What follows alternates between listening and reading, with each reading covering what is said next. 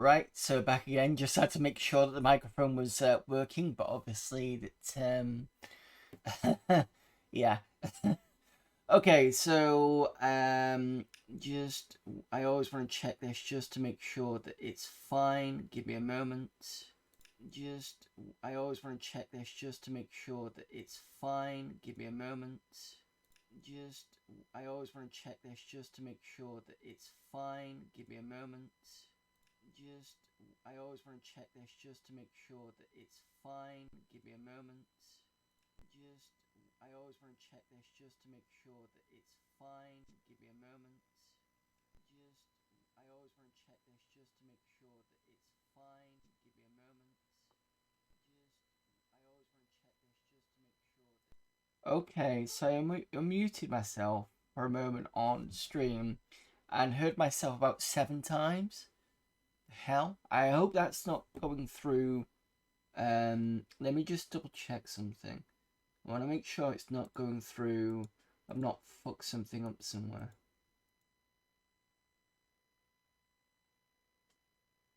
Just check yesterday's stream.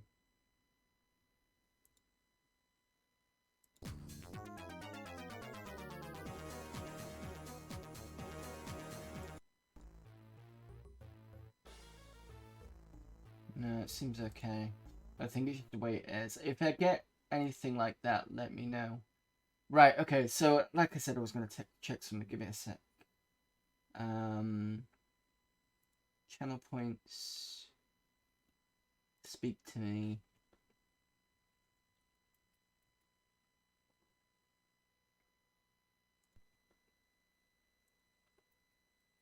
Namco says speaking to me. Okay, that sounds good. So that sounds like it's working. That's brilliant. So the next thing I need to do is turn on the 486. Of course, it would help. Turn it off at the back. Turn it on at the back. There we go.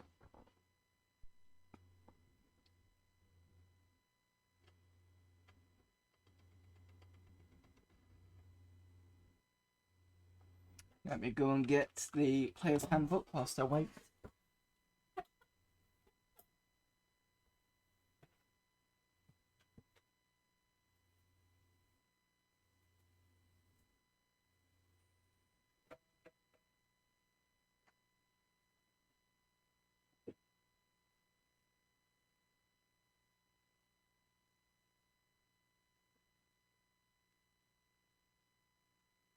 I really need to sort the CD drive on this. But at the moment, I've got enough games on here, so I'm not too fussed. And I do have the Windows 98 box over there, which means that come December, hopefully if it's still doing, I'll do when I participate in December. I've got 2 options to go for, so we'll have to wait until that point happens.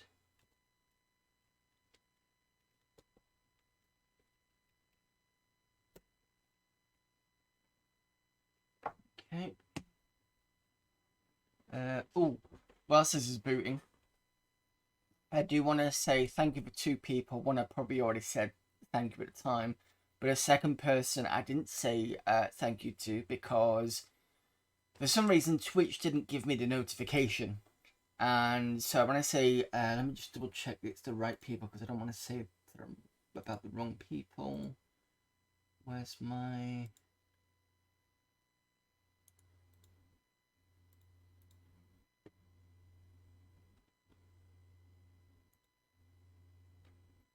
So yeah, thanks again to Anthony Roberts and the Cat Lady Gamer for the subscriptions. Really appreciate it. I do apologise for at least one of you, and I believe it's the Cat Lady Gamer, because on the 22nd that came through, but didn't actually come through. Didn't come through my list as it usually does, the events list, which is a bit strange. But I don't know if Twitch was having a glitch at that point, but whatever. So I've done the thank yous. At least that's something, so I don't have to worry about that. Also want to apologise for yesterday's stream. Yesterday's stream was terrible.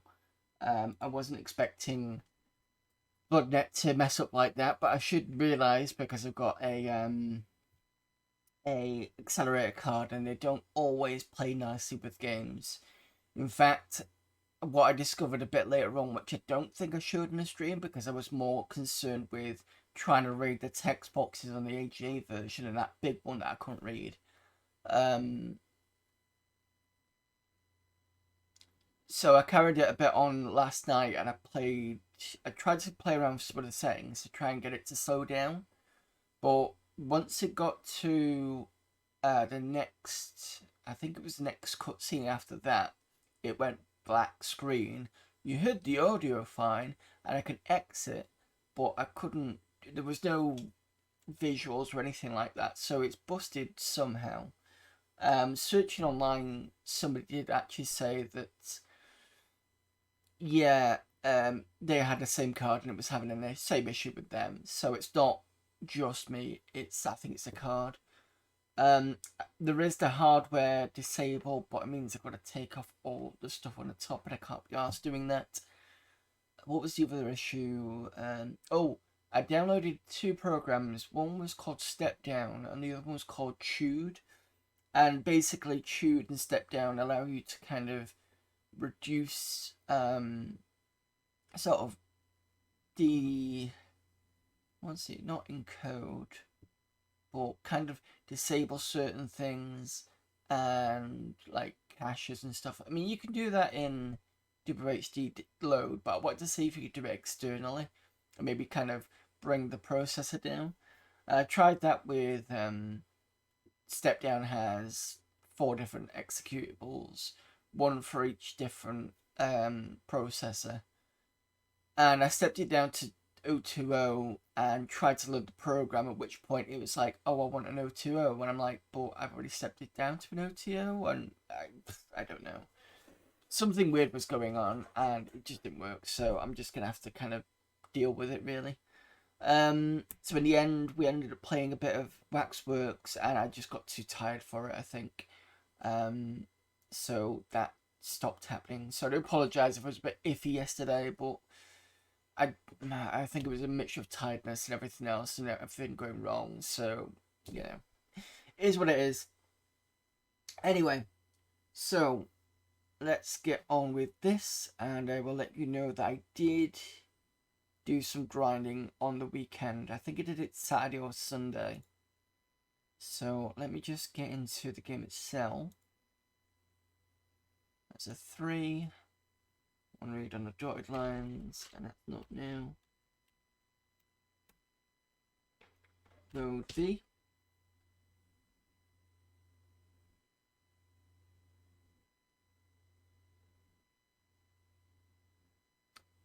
Now, I don't remember which character was leveled. Do I remember which character? I think 2 characters were leveled, actually. So let's have a look at them. So, yeah, Cole was already leveled 2, if I remember rightly. But look at experience points. He is now... Let me just look at experience for a fighter. A level 3 fighter starts at 4,000, so he's already there for a level 3. And as you can see, the amount of gold and platinum he's got at the moment is because I've been trying to get him to have more money to level up. But since it's like 1,000 gold pieces just to level up, I'm having difficulty getting to do so. The next person, let's have a look. So you want to exit that. Go to Sturm, who keeps dying, unfortunately. He's nowhere near 2nd level yet, unfortunately. So we'll have to keep dying and coming back to life until he gets better, really. Gold Moon is now a level 3. Let's have a look. Yeah, I can't remember if she was a level... I think she was a level 2. She's now a level 3. She's got a lot more spells now. And that includes Spiritual Hammer, which is quite useful on occasion. She's also got things like Snake Charm, which I actually need to just double check what that is. So that's why I've got the PHG. even if it's second edition, the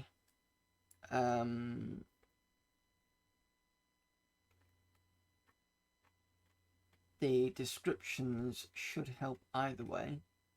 That's a priest. Where's my priest spells? Should be in the back. There we go, priest spells. After wizard. Let's see if they've got Snake Charm. When a spell is cast, a hypnotic pattern is set up that causes one or more snakes to cease all activity except a semi-erect swaying movement. If the snakes are charmed while in torpor, the duration of the spell is 1d4 plus 2 turns. Oh, it's an animal charm. Okay. A weird one, but fine. Whole Person's a classic one. Very good for I've seen people use it in either Beholder for giant monsters are in there. You just hold them and just beat the shit out of them.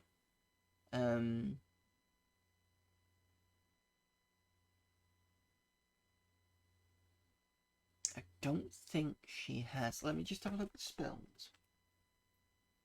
Yeah, so I got basically I learned lots of spiritual hammers because I thought it'd be a good idea. I accidentally had 2 blessings in there.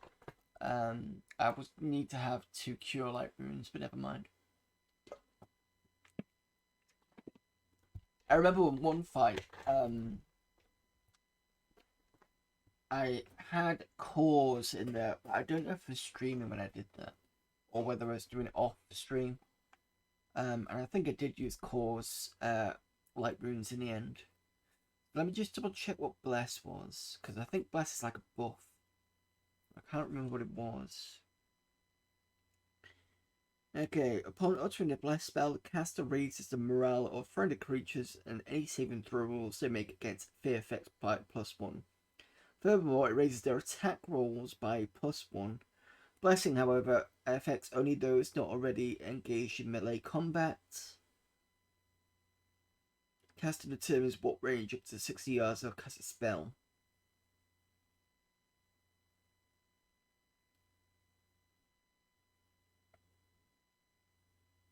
Second use of the spell is to bless a single item, for example, a crossbow bolt against Araksha, I think. Araksha. No, it's not Shah, is it? Rakshasa? Is it Rakshasa? It's probably a undead monster, but I don't have a monster manual, so I can't clarify that. I'll look on the internet in a minute.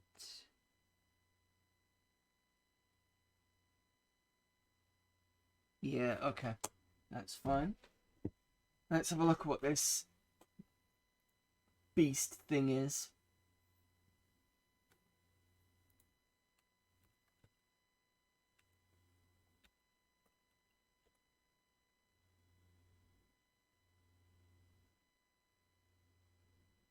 It's a type of demon or hobgoblin from Hindu mythology. So what is it in D&D?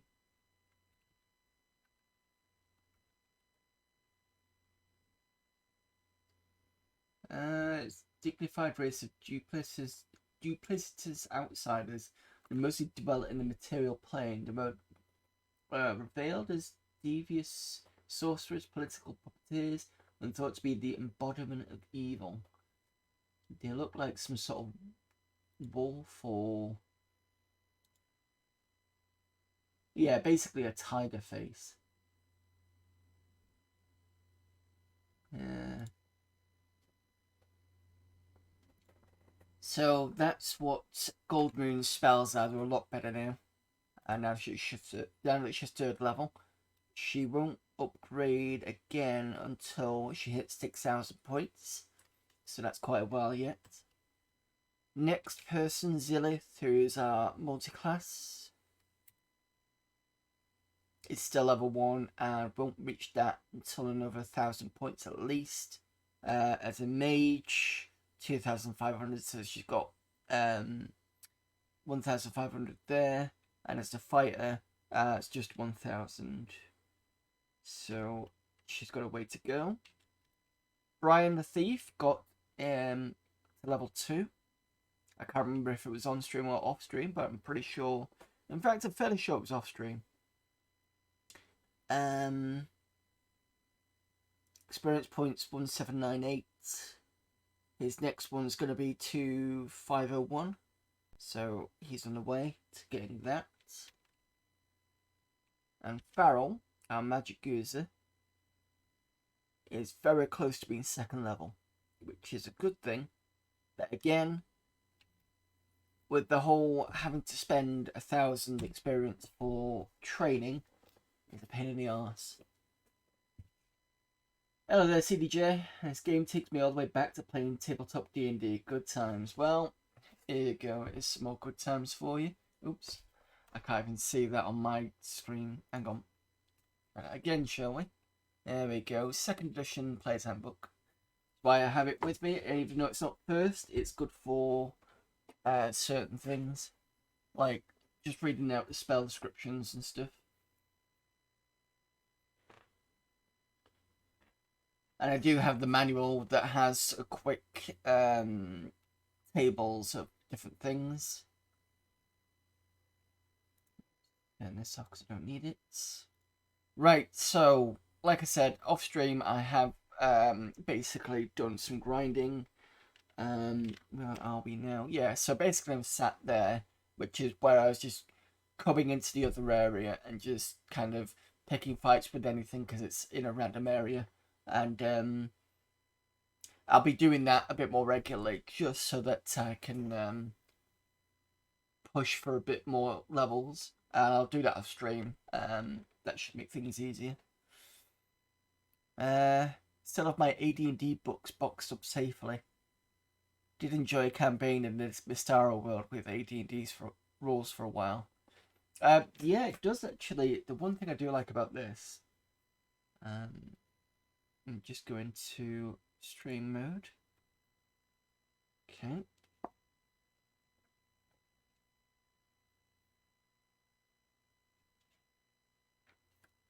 Because, yeah, is it this one that does it? Or is it the DMG? No, it's DMG. Give me a moment.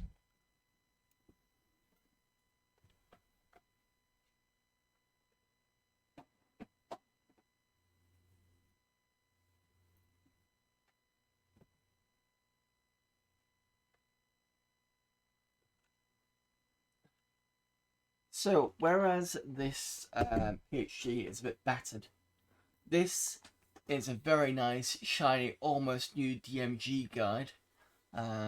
Whereas this one I can kind of sort of bend it a bit. This one is quite hard because it's quite new. It feels quite new, which is fine. It means that this is well loved. I think I got this from eBay anyway, so I'm not too fussed. I think I also got this one as well. But inside the DMG, if you remember, these are all the different ones. So Mystara's the one right at the top there.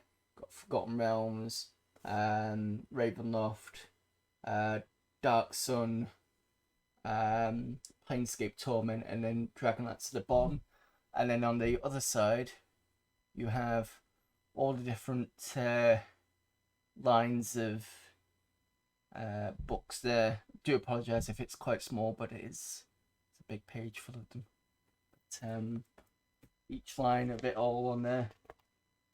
And does it have it on the other side? Just gives me, yeah, just gives me accessories and stuff on the other side. So that's accessories, player screen, adventures, dungeon masters, talks about the monsters manual, compendium. Let's see which one is it. And then you got players essentials, that sort of thing. So that's basically what it's got on the front inside and the back inside of that particular book, which is good because it means that obviously they didn't leave you out on a lurch. They showed you exactly, even back then, where to go. the expansions book, I remember those because those were like kind of thinner books, and they were specific for each race. So I remember the Paladins one, because I was always a Paladin. So I remember one D&D session, I think it ended up being this paladin that was like a dual sword wielding paladin that ended up being almost like a tank. Uh, and the dungeon master would berate me a couple of times of when everybody was pilfering the loot. It was like, they're pilfering the loot, and I'm like, oh, I'm just busy playing some God. I don't notice this sort of thing. So so it's just like, yeah. But there you go. It's the PhD. I won't need this anyway. Just for chatty purposes. Did a lot of Forgotten Realms around the Moonsea. Nocturnes with the I'm gonna butcher this. Zentarum, is it? And the followers of Bane in that campaign. I don't think I've done some Forgotten Realms, but the problem is Forgotten Realms is such a big area. People just like kind of dip into the thing and then you go. Mind you, I suppose it's the same for all places. I couldn't name. All I'm gonna say is I can't name every place I've been in. I probably couldn't name any of the places I've been in, just because of the way that it is. So, excuse me. I've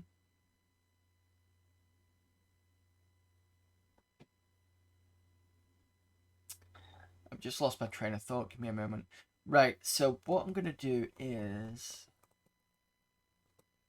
Forgotten Realms is so big, yeah. Longest campaign we did was Trilogy of Shadowdale, Tantras, and Waterdeep. Oh, I've heard of Waterdeep, but isn't that because Waterdeep is in Baldur's Gate? Pretty sure that's the case.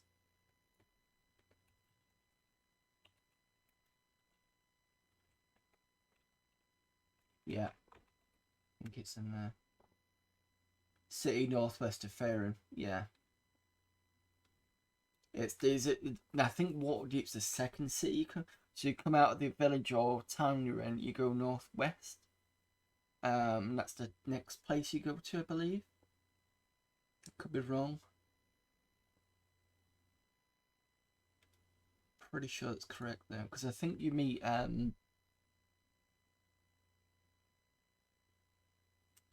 two people on the way there who end up being in your party.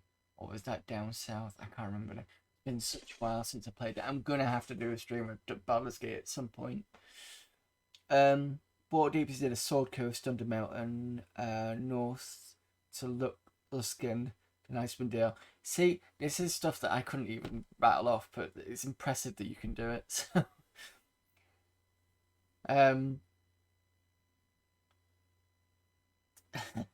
yeah. Okay, I'm just kind of a bit impressed by that, but there you go. Right, what am I up to? I need to. Oh, that was the other thing. When I was on the manual, I'll try and see if I can put this on the screen so you can see it as well.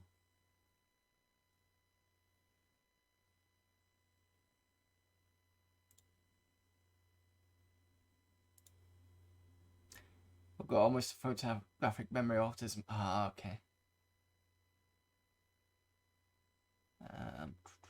Where is my video capture?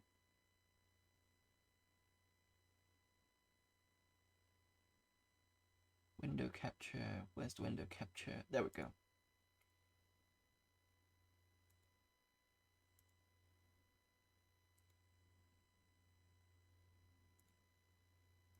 Right. Just to go over the screen a moment. Right, so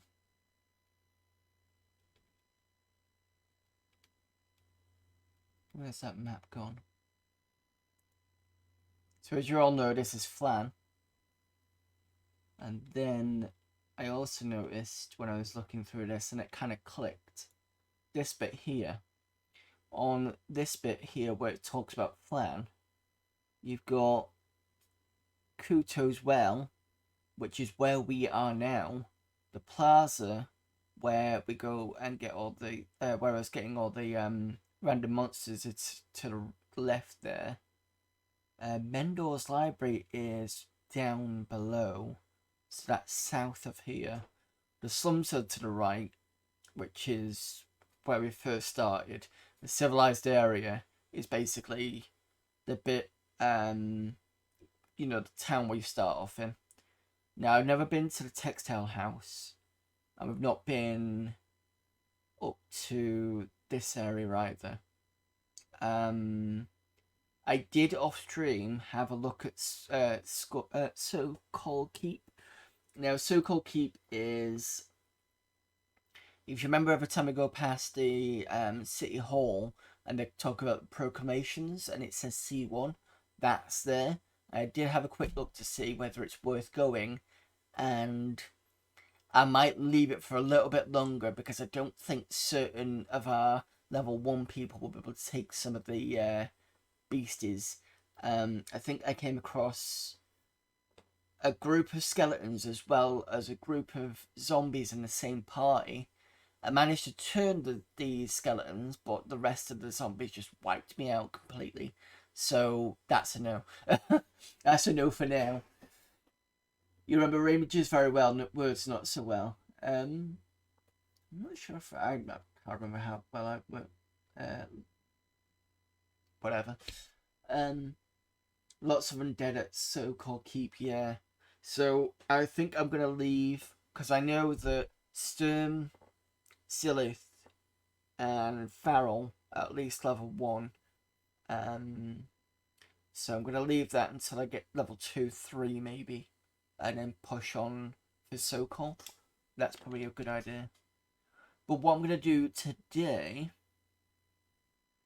and we've tried this a couple of times, is I'm going to come down, I think it's this way. If you remember, there was the lizard man with his pets. I'm going to try and take him on again.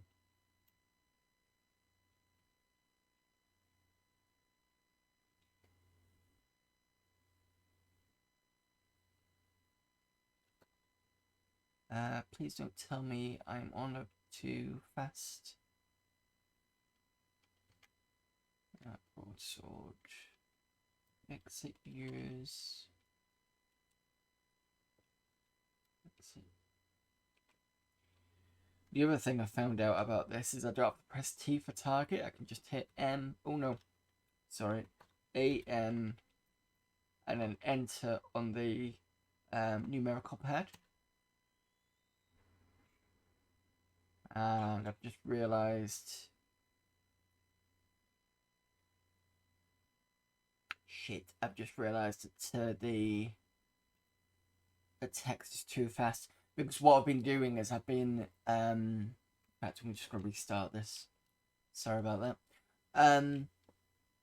What I've been doing to make things a bit quicker is I've been changing the speed back to fast so I can quickly go through the town, and the really constant text bits that keep coming up. You just a way to quickly get through that. I just need to remember to switch back so that I can see what's going on in combat mode. Get those clerics leveled up so you can turn the undead and make them wet their pants before So-Called Keep. Yeah, no, it's not DOSBox. It's real hardware. I try and be a bit more push toward real hardware if I can, because I built it up, so I might as well.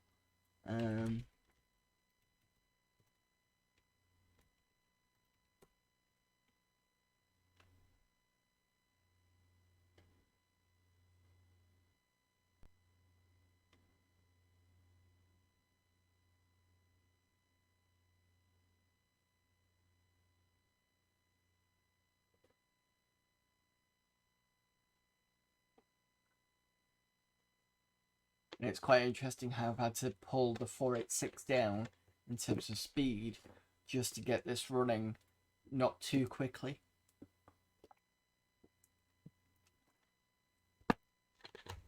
So I'm not just using the Mosling program. I'm also I've also done in the BIOS changing the speed for the CPU. Considering a difference in years between 486 and when this came out, what, 10 years or so, and how quickly everything kind of moved on.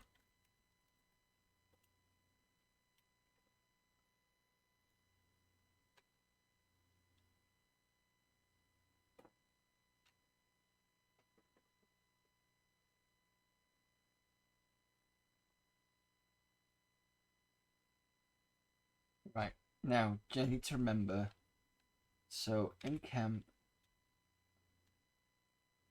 speed,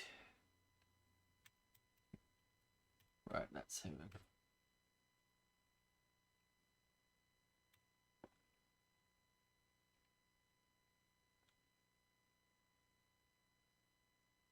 Alright, now we can take on the lizard man. At least I know what I'm doing.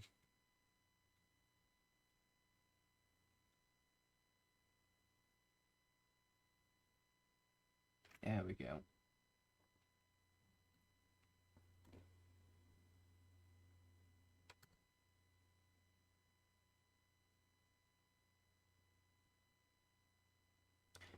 Right.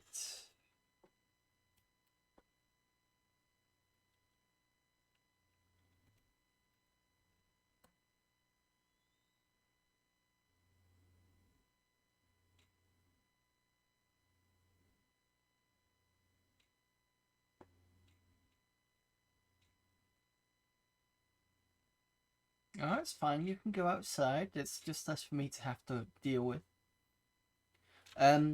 Use a second PC to do the stream, I assume. Yeah. So basically, down here is, in fact, I will show you now. So I've got a second.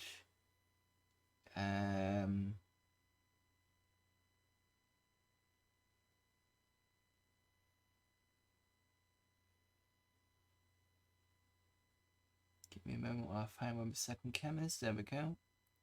Second cam. Just turn off streamed games image for a moment. Okay, so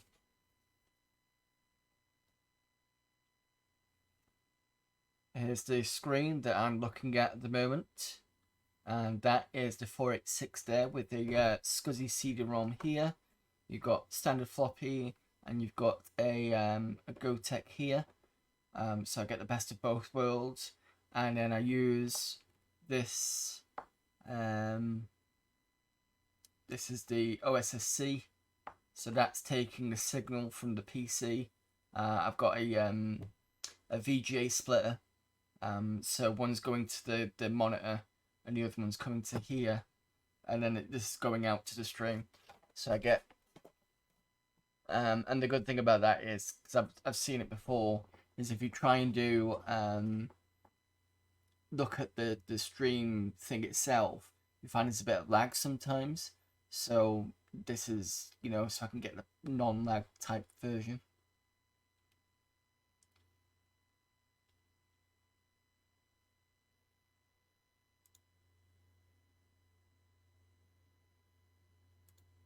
There we go. Nice, just like using a capture card, yeah. So the OSSC is actually really, really good for picking up the DOS screens. I did try using other things like VGA to HDMI, and it picked up Windows, but as soon as you went into DOS, it just wouldn't pick it up at all. So I had to spend a bit more money and get the OSSC, and it's kind of okay because I use it for the PC stuff. So I've got it for the 486 here and the Windows 98 box behind. And the Windows 98 box is just I don't know if you've heard of a thing client, like the really small kind of terminal boxes, and it's great because it means it's small and it just sits out the way and it's not big and bulky like the 486 is. So it got those two for it. Plus, when I finally get around to sorting out the Atari ST, that goes through this as well. How did I put it through this again? Oh, because there's the SCART, because this has got SCART as well. So I've got some good options, and you know, it's not just for PC, so at least it's got some more options for it. But yeah, it was worth a purchase for that. What were we on? Broadsword.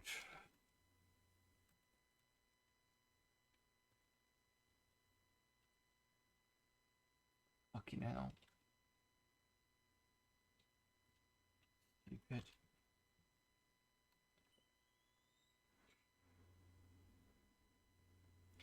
I never had an Atari ST. I had an Amiga 500. I didn't have them personally. I knew people with Atari STs and Amigas, so that's how I, was around them that way. Um, I got my Amigas first because I was more interested in Amiga because of the because it's like a Frankenstein thing. The way you can update the memory and stuff is quite easy. And I kind of liked the way that this other person had it all set out with all the kind of um, daisy chained floppies and stuff, which you could do with the ST, but I didn't see that much of. I just saw the ST as itself. Um, and then I got that ST. I got a 10. Is it 1024? 1024 or something like that. I got it from Germany because I used to go to, or I did go to EJAG Fest, which was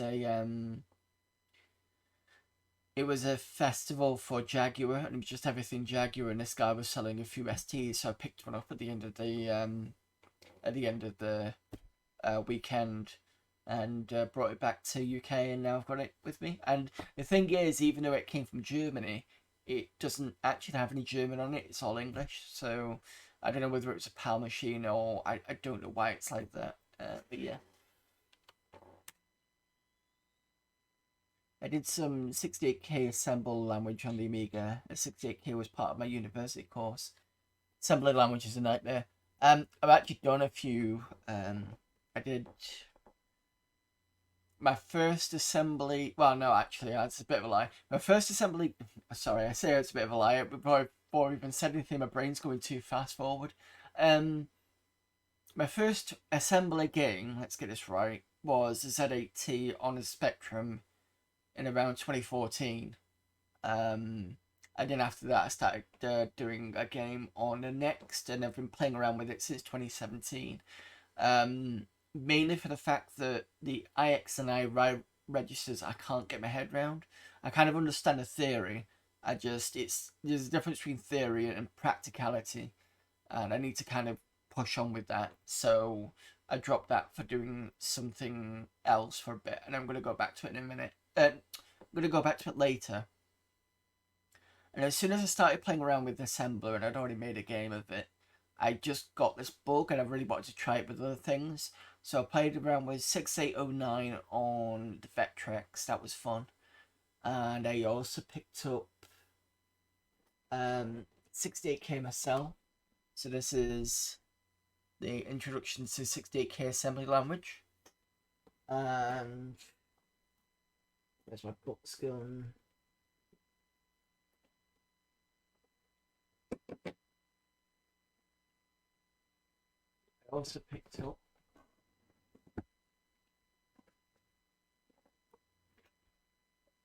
bare metal Amiga programming.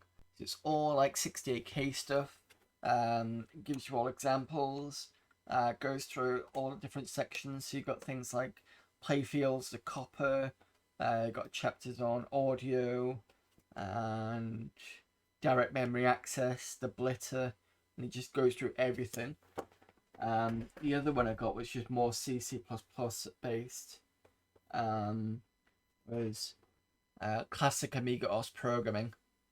So yeah, this goes through like structures and stuff in C. It goes through all the different libraries like Intuition, Exec, developing C, track this device, DOS, graphics, that sort of thing. And then as a complete nerd, I've been wanting to get this for ages as an actual book. I also got this, Writing MS-DOS device drivers. That's been a fun read so far. I've not got through all of it, but it definitely has all pops and pushes and all kind of assembler code for x86 in here. So that's gonna be fun to finish off at some point. Um, and my other assembler book that I bought ages ago, which is a really, really good one, especially for beginners.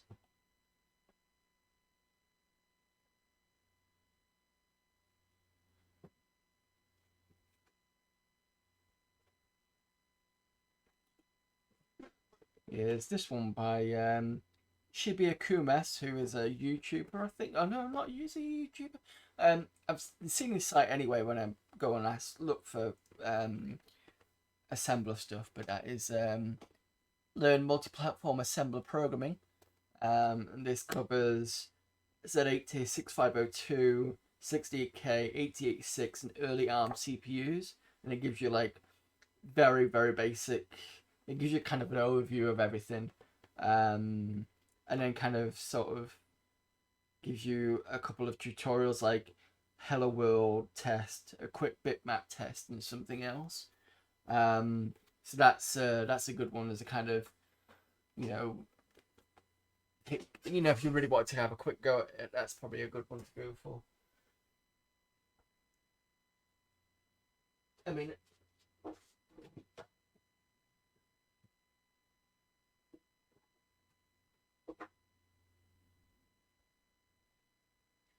I know it's not really much probably CDJ, but for anybody else listening, um, when I worked as a software dev, it was mostly financial systems, 4GL, C, some C++, never done a game. Oh yeah, split a copy list. I remember that from the Amiga days. Never done the x86, Z80 on the Amstrad, but that's the Intel set. Oh, on the Intel set, I'm not so shit. So when I said about my first assembler stuff, in uni we used to do a course where we did actually do some x86 stuff, and there was a program called Sim 8086, and it's like a visual representation of showing you AX, BX, CX registers, and you'd have like a little internal editor program that would assemble and which would assemble stuff, and you could step through. And on the visual side of things, on the AXBXCX blocks, you could see what was going in and out. Um, so we made little programs in that for uni. So that was my first assembler taste, and it wasn't until a few years later. Obviously, I really got into it. I've been wanting to do it for a while, and I kind of finally did it. So, from what I remember, the Z80 is like an 8080 with a lot of extra commands for index registers. I've heard that I, because if I remember rightly, I think Intel stuff still has AXBXCX, but with the Z80, it's 8-bit registers apart from the IX and IY. Those two are 16-bit. But you can put the two 8-bits together.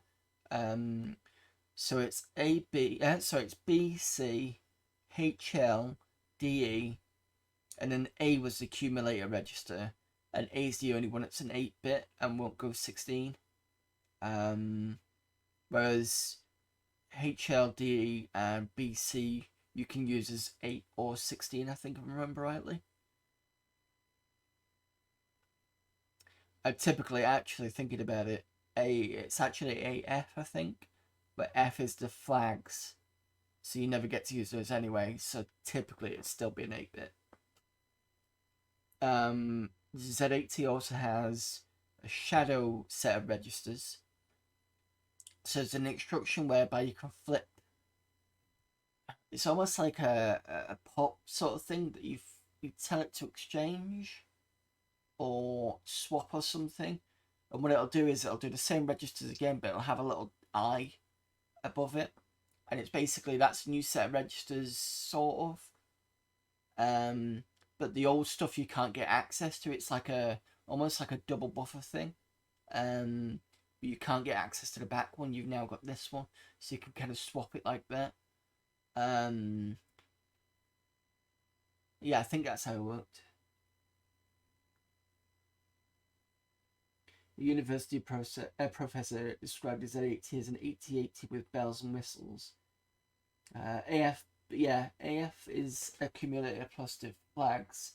BC, CD, HL, and then yeah, that's right. So just saying that B, C, D, E, and HL you can use as just H or L or B or C or D or E. But with IX and IY you can't do that. You can't just go half a I or X or anything. It has to be a 16. You have to put 16 in, I think, if I remember rightly. So I think B. So I think B's are.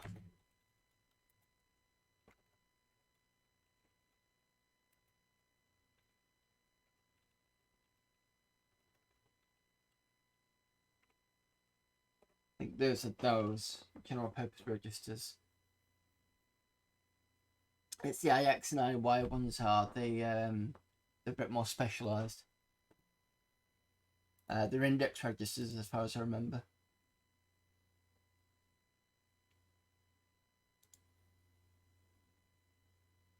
IX and IY are 60-bit address registers for doing. Yeah, that's right.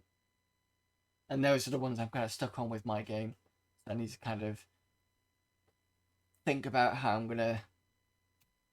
I understand what it is, but it's the practicality of it. So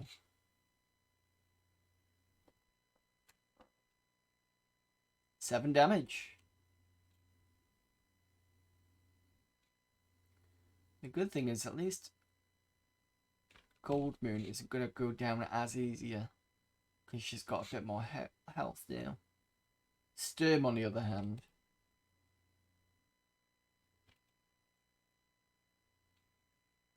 Lizard Man get down.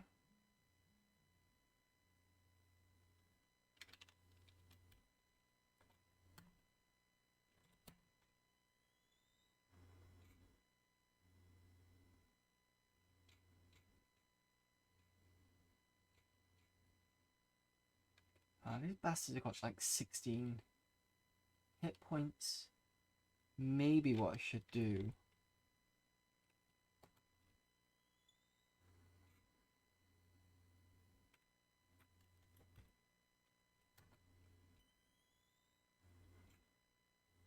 Six damage. Not getting another shot out of that, unfortunately.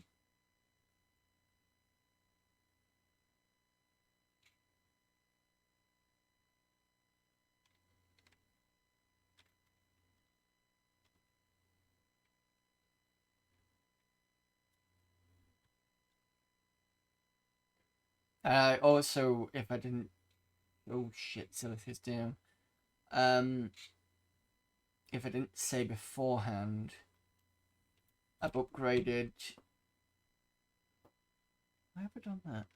I've upgraded Brian's sword from a short sword to a broadsword.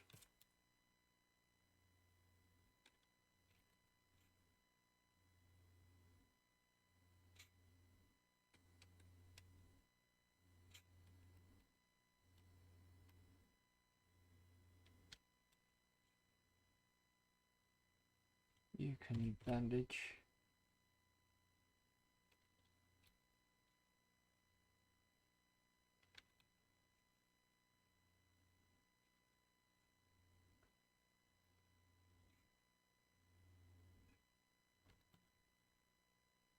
I'm wondering whether I should have actually given Gold Moon a spiritual hammer.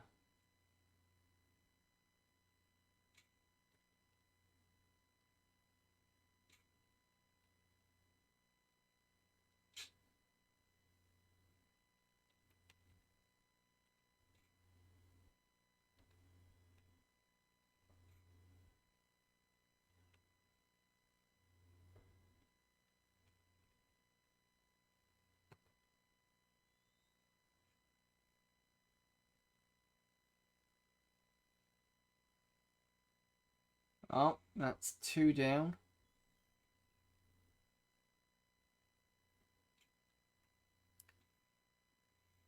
Sturm has finally gone down. It's 3 down. So it's a good thing we've leveled some of these up before we started. You can bandage.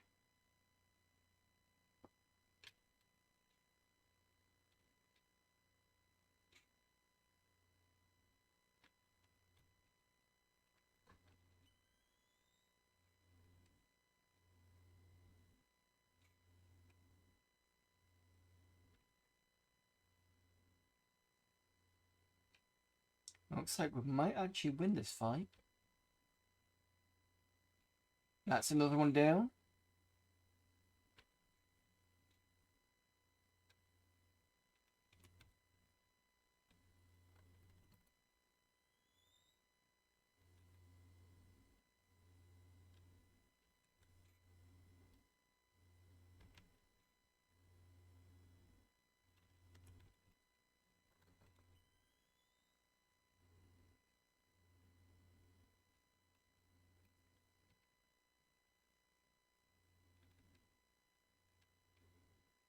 Leading panic.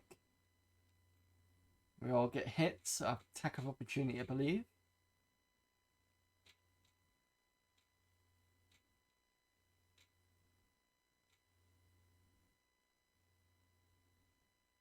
Okay, well, I'm not going to pursue because there's no point.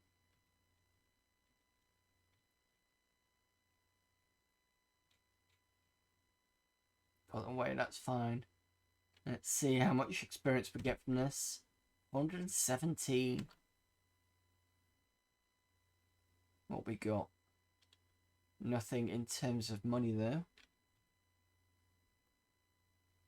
Let's see if we can actually encamp here.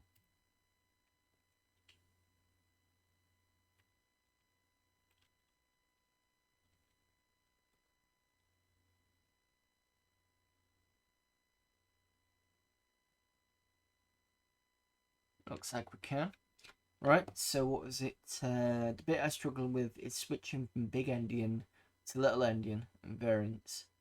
Variants of little endian. That's... I don't think I've ever done that, but luckily so far.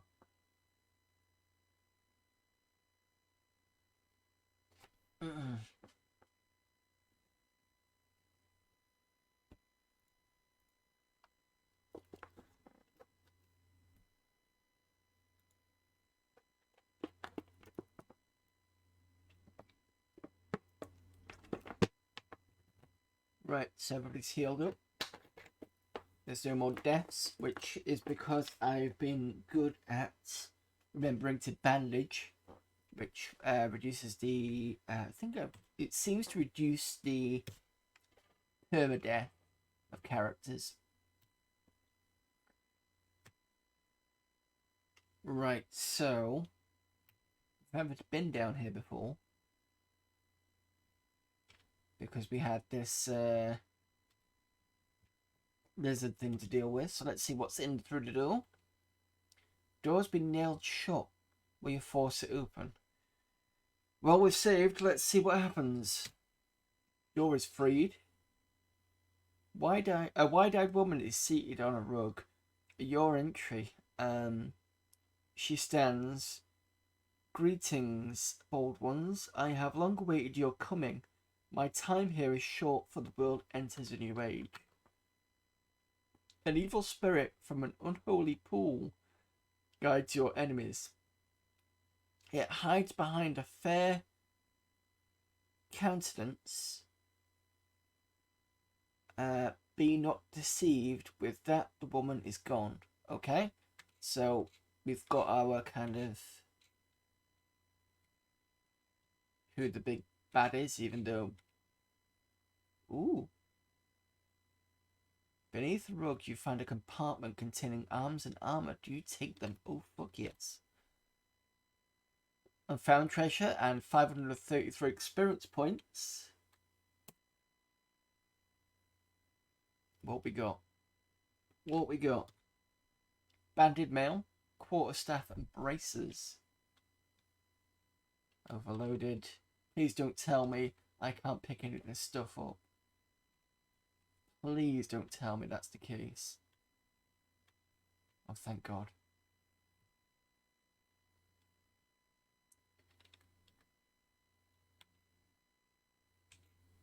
Alright, so we've searched the area.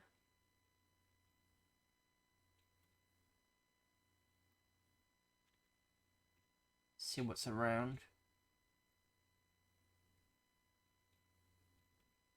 I'm surprised we've not run into the other lizard thing. I think it just decided to crawl off somewhere, which is good. It's only taken us 3-4 attempts to kill that set. Is there anything in here? I think this was empty. So I think we'll go back to town and we'll see whether we can identify the items.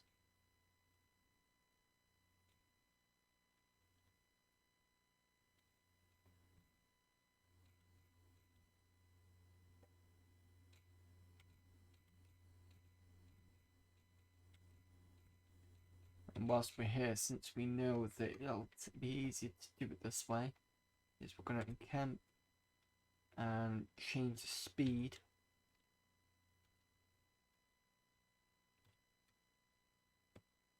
Reminding myself to change it back once we're in town.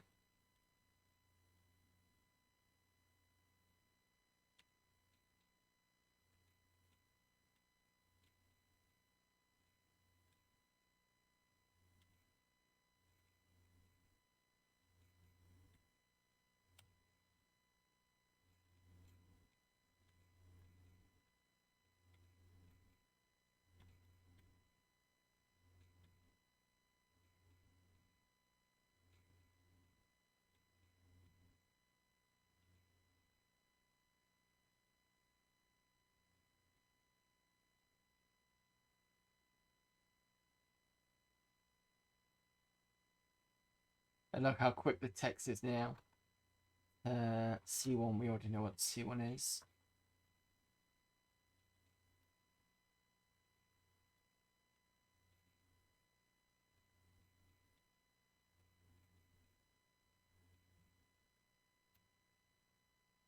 Light outside. Encamp A and S. Oops.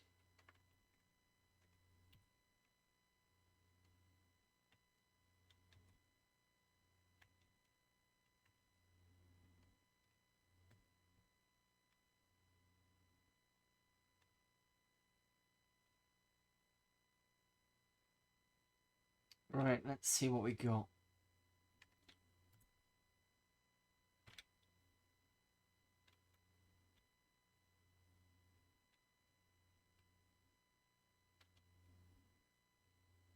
Yep. Ah, shit. No idea for money. Probably because I've already got that much. Okay. Just see what Core's got in terms of.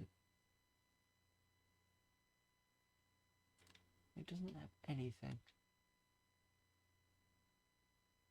I don't understand why his confidence is so high.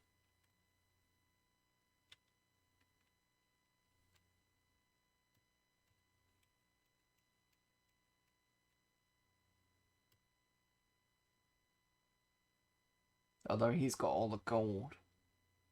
I really need it for his level up. Shit. I mean, what I could do is I could sell it, but sort of tentatively. Because you've got to be okay whether you want to sell it anyway. And I want to see what happens if I hit sell 1,500. So it's obviously got to be good. Banded mail costs about 80 gold. So no on that one. Quarterstaff is probably going to be a good one. 500, yeah, that's going to be a decent one. 9,000 for the braces. So the braces are going to be some sort of +1. And I wonder whether the banded mail is going to be a +1 as well. I just don't have enough money to... Or do I? Yeah, definitely magic braces. I mean, I've already got some magic braces from the last place. Who's got those? I think I gave it to Farrell in the end. So you can see the AC of 5, and that's because of the braces of AC 6 there, which obviously would help for someone like Farrell being a magic user who's not allowed to wear any armor. Cool. You have 42 platinum. Let me just do some maths here.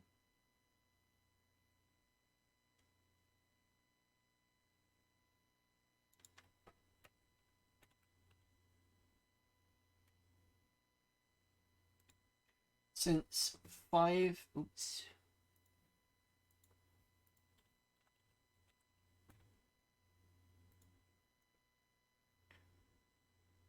So if I divide 42 into 5, because it's 5 gold pieces... sorry. 5 gold pieces is a platinum. So I've got 8.4. So I've got 8 gold there. No, that's not right. Sorry, I'm being an idiot. It's 42 times 5, I think that's right. 210 gold plus 230. So if I give...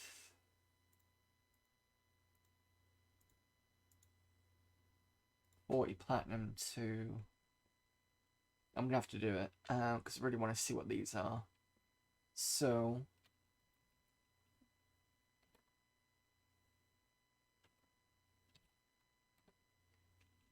exit.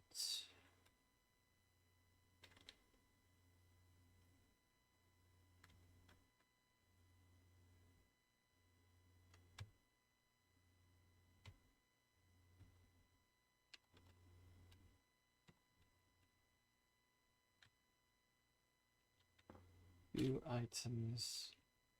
Alright, well, we're gonna ID first, I think. Let's do the banded mail first. +1, I thought it would be. I don't think anybody can use that apart from the fighters. Just double check.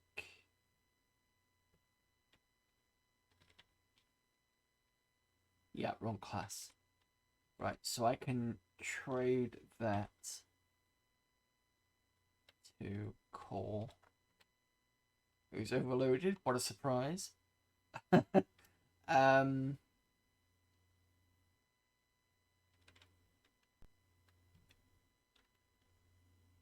Still 200 pieces for an ID.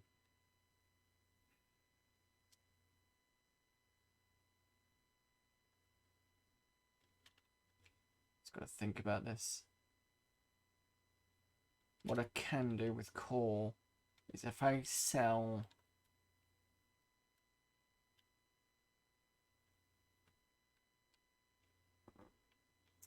Take that off and sell that.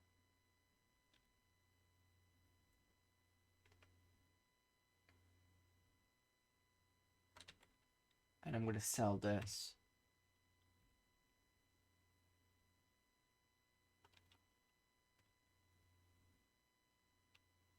I wonder whether it's overloaded because it's got so much gold and everything else. Which would make sense.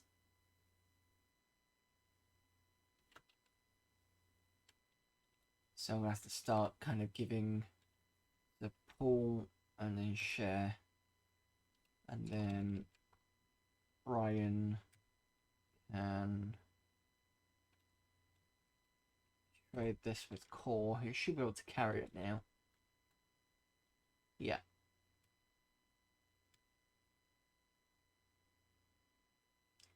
Can I afford to ID them? Just about. The only issue I have with this game is that in order to level up, it costs 1,000 gold pieces to do it, which is a bit... It would be nice to not have to spend that money just to kind of level up. Right, banded mail +1. Let's ready that. Still an AC of 0.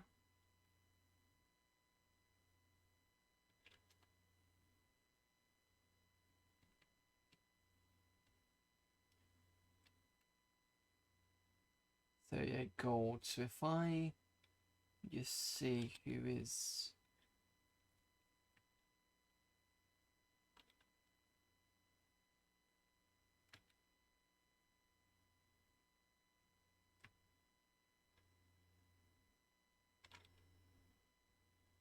Can I pull to one person?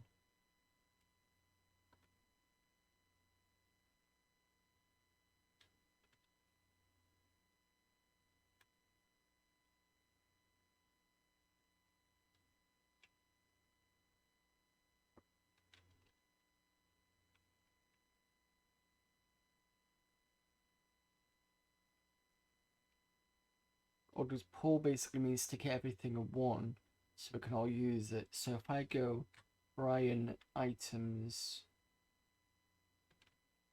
identify the braces. Oh, AC +4. And then can I identify this? Not enough money.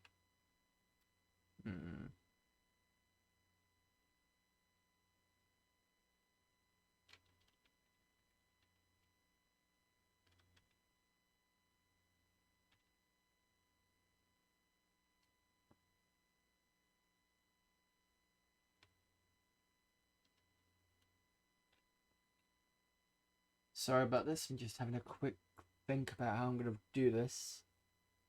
So I need 2 items. Hang on a minute.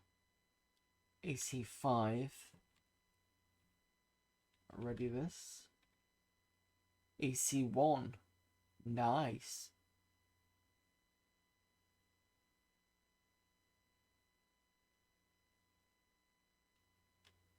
Okay, so that means that my thief is quite hard to hit.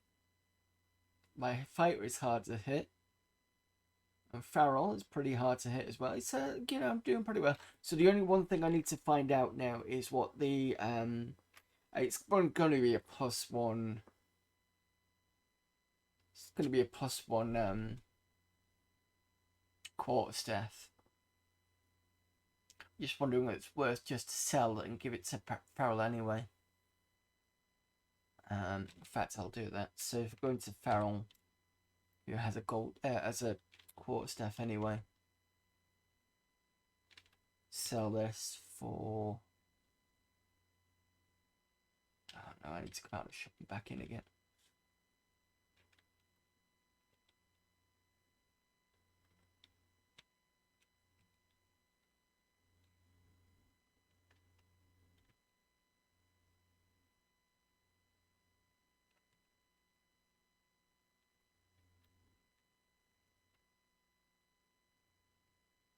Sell that for 0 gold pieces. And then exit. Go to Brian. Items. View items. And then I'm going to give trade barrel exit.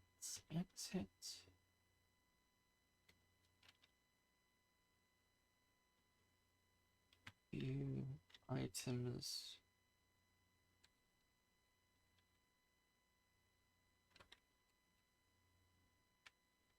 Right, okay.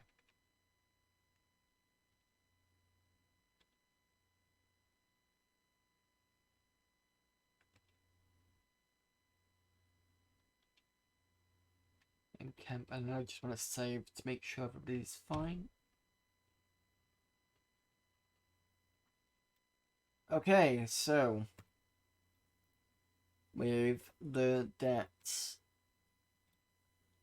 the big bad is something to do with Paul Radiance, which is title namesake. We found some more new items. We now can't train anyone. In fact, actually, Farrell is now ready for level 2.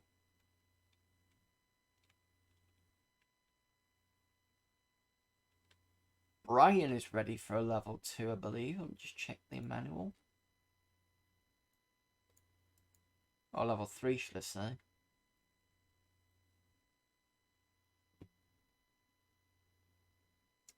Yes, he's ready for a level 3. Silith is nowhere near. We're getting there. Gold Moon still has another 1,500 to go. Sturm is almost ready to be a level 2 fighter. Finally. Core is about 2,500 away from being level 3. I mean, well, he needs to be level 3 anyway. It's level 4 he's actually still away from. So let me just double check something. Let me see whether I can actually get the mage to be higher.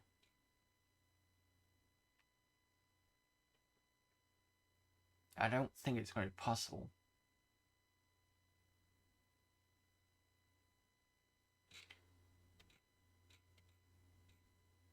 I think it's this way for clerics, west way, yeah.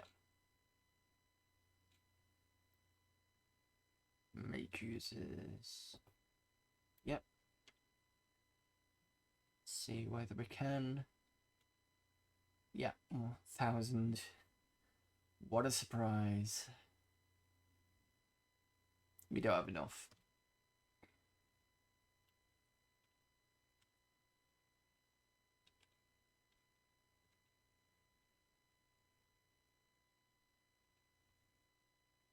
I kind of wish there was a better way of you know, getting money, but I mean, I could have sold the +1s, but the problem is selling those means that you know, +1's usually better for attacking things, and now that I've got my thiefers to 1 at AC, that's pretty good.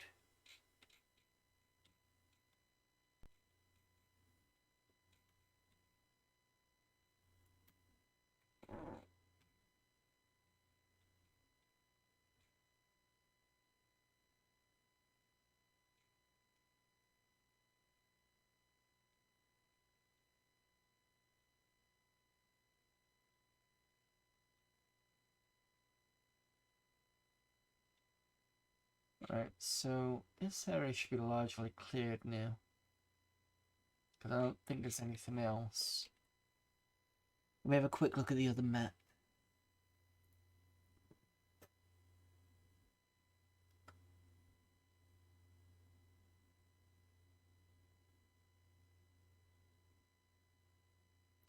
So that big area was Mendor's library.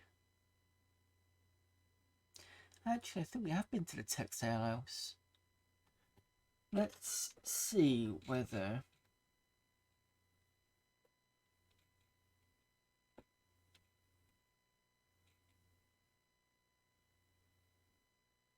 So this was Mendor's library. If I remember rightly, you couldn't actually get in. Oh, could you?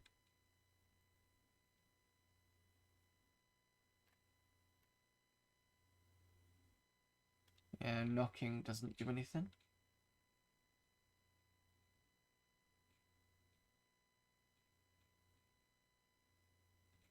Unless I couldn't get in because it wasn't open. Because it's now light.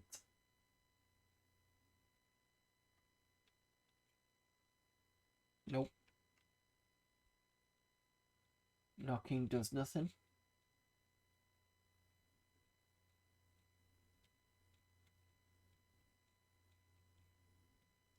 Oh, I remember this area now. The textiles area had a load of poison. I remember this. This is the one with the scorpions in. The frogs were durable, but they were poisonous, and poison seems to be a bitch in this game. Let's see if I can try it again. But the thing is I'm probably not going to get any gold, which is something I really need.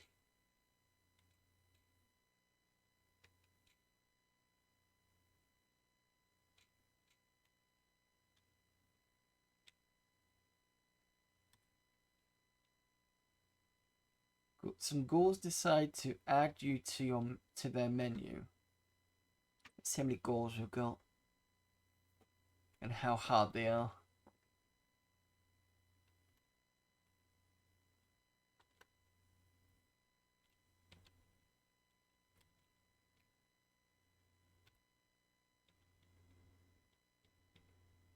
Ten hit points. Oh shit. We got white. I'm pretty sure they're bad for energy level training or energy training. Good thing I saved. It's not going to be a good fight.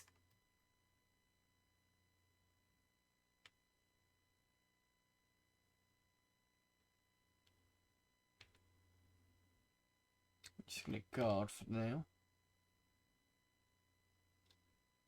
Don't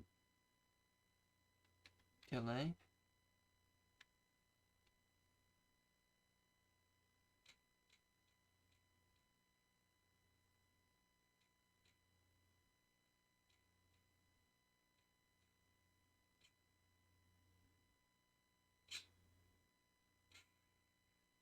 Paralyzed.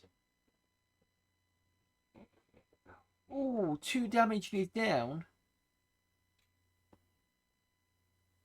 Oh, fuck. Can I turn these?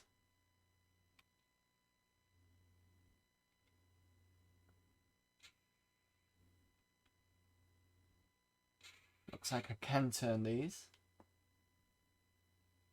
Gold is forced to flee.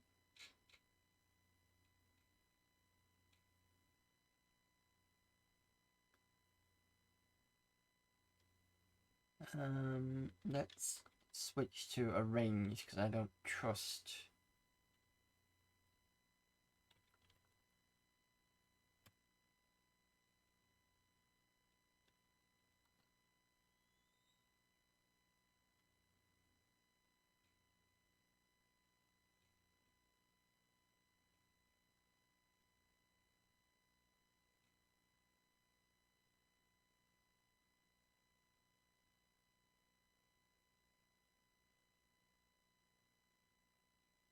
That was when I turned.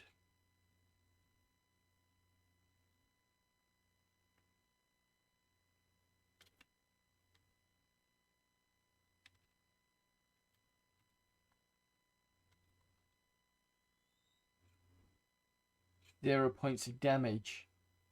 Ooh. Which means these need a +1 to hit. Oh shit. I need +1 weapons.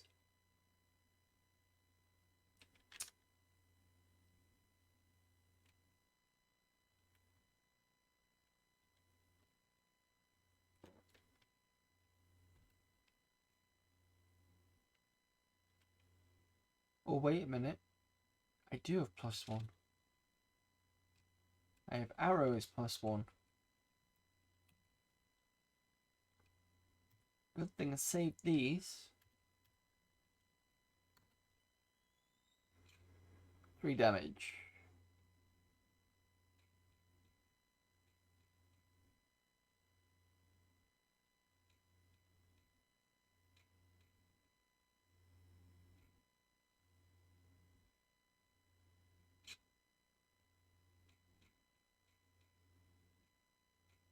So the ghouls might be okay to hit with normal weapons. But a feeling the white isn't.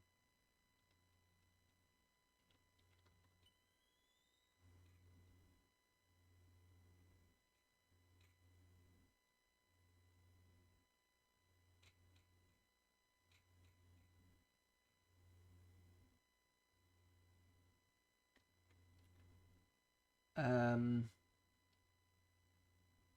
I'm going to cast Spiritual Hammer.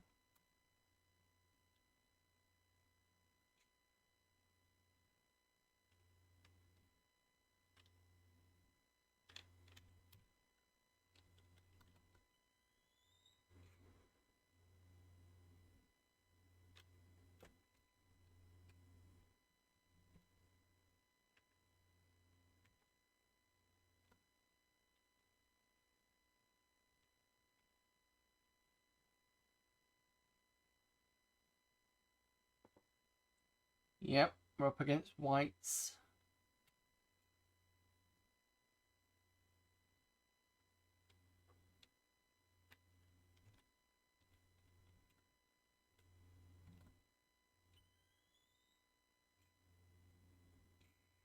Ooh.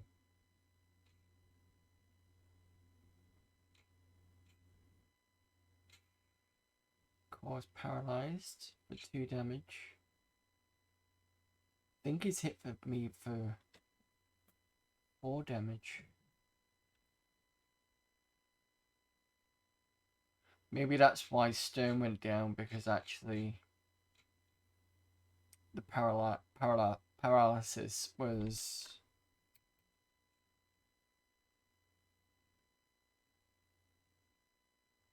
I like that escape is blocked.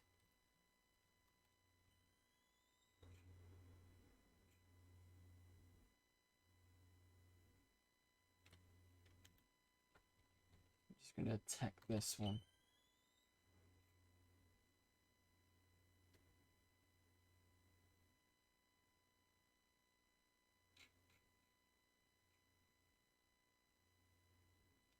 You can't flee.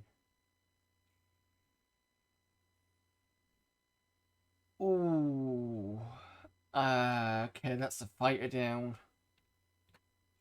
With 1 cruel blow. Jesus.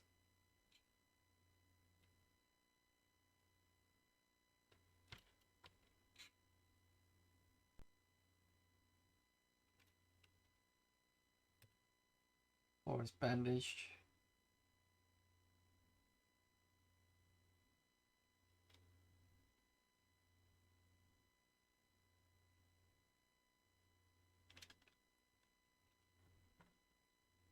Five hit points left. Come on.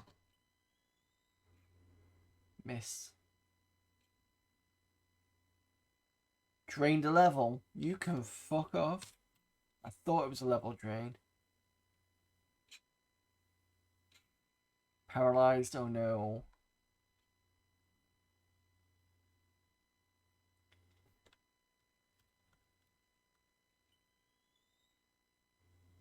I can't remember if the level drain is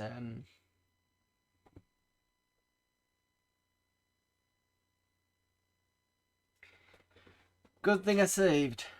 Jesus. We're not coming back here again. Not for a while.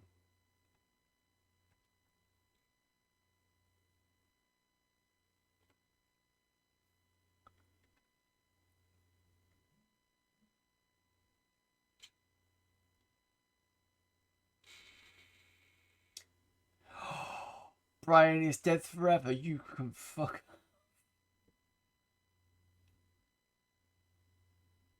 I'm definitely reloading after this. I can't see me surviving anyway. Drained a level. Dead. Forever.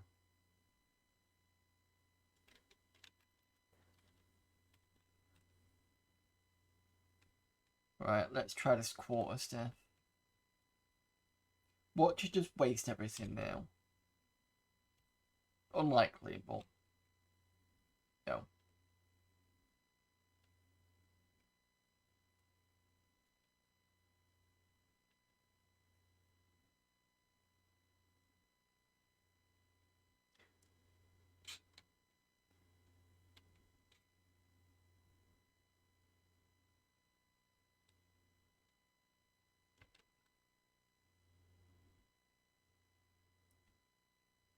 I'm just gonna see how long Farrell lasts. I mean, she's got braces, but...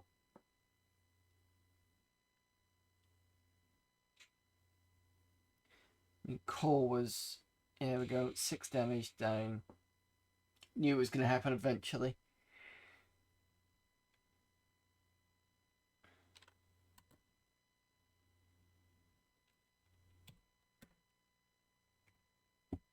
Oh well, we're going to stay away from that area then.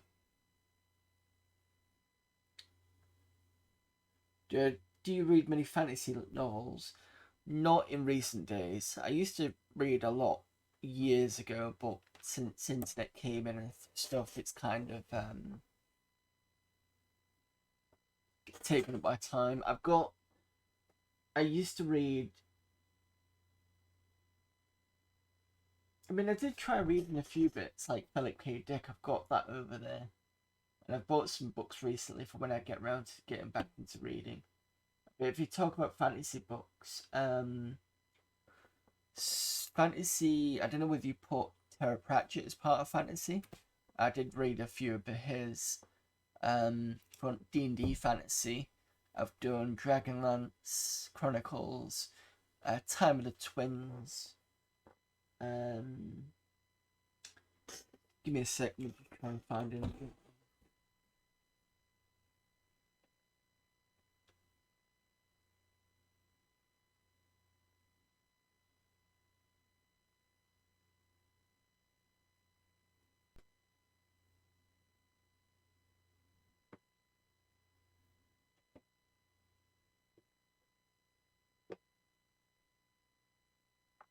I've tried Might Call Moorcock. I think he did Elric. I don't remember that one as much. The one with the albino, is it elf with a really powerful sword that was black or obsidian or something like that, and the sword had a mind of its own and was generally, was it like sort of hungry for life? I think I've read one, but it's not. If I have, it's not stuck with me. Um, Used to read a bit of sci-fi.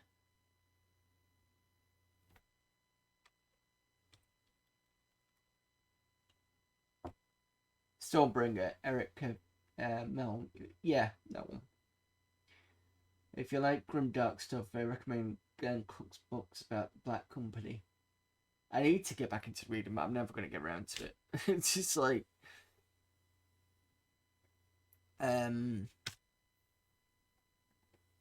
yeah. I mean, I've recently bought Ray Bradbury's The Martian Chronicles.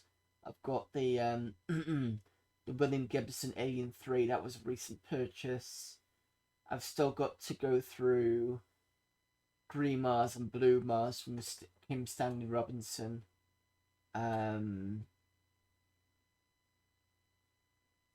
What was the other one I was thinking of? It was another fantasy thing that went in my head and I can't remember what it was.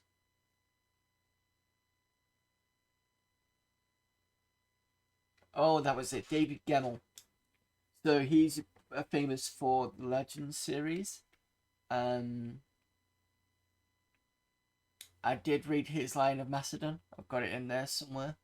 I think there's a sequel to that, but I didn't get back to reading that. But in fact, I've not read that. Sorry, but I did read Lion of Macedon.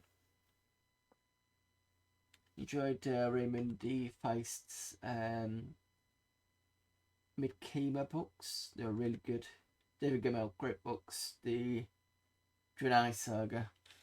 I wanted to do a bit of Anne McCaffrey at some point because Mum used to be a big reader of that. Dragon Riders of Pern. I think that's her.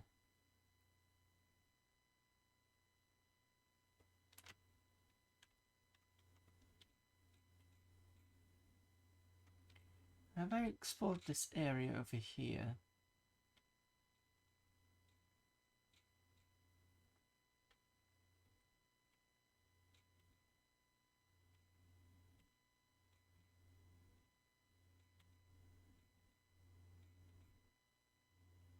Yes, I did because I remembered the fountain. This goes into the plaza.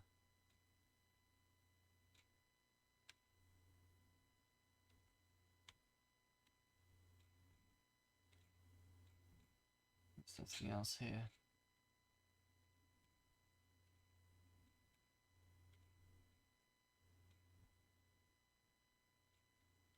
think this is pretty much empty now.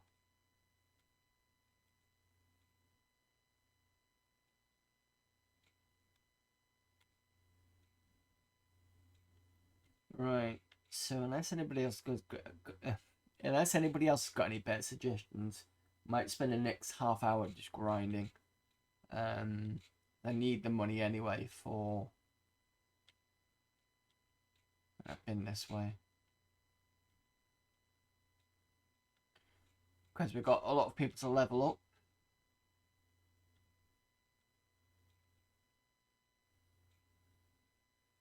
Right, okay, let's encamp and save. I don't fancy going to so-called keep at the moment, because if I can't take on ghouls and whites, I'm not going to be good for anything else. Plus we get to see, oh, I suppose the other one was, there was the person in the slums that asked me to take something somewhere, and we did get wasted. In fact, let me do 15 minutes of grinding, and then I'm going to go and find that quest to do for somebody, because I remember that, and I want to see if I can actually take on the enemies that was there. So we're going to try boldly forward, and this is what I was doing off stream. I had a search on just to get some monsters quickly. So 8 goblins. Read Robert Jordan's Wheel of Time series, but that was heavy going. I got a bit slow and ploddy in the middle. I've heard of that. I can't remember why I've heard of it. I think a few friends had read it, but I've definitely heard of the Wheel of Time.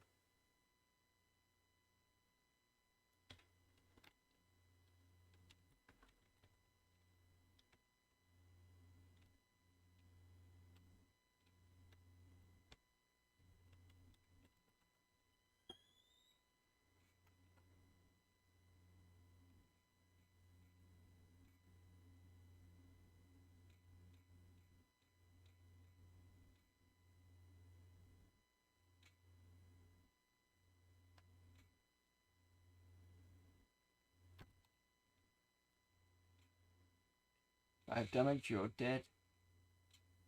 7 damage, you're dead.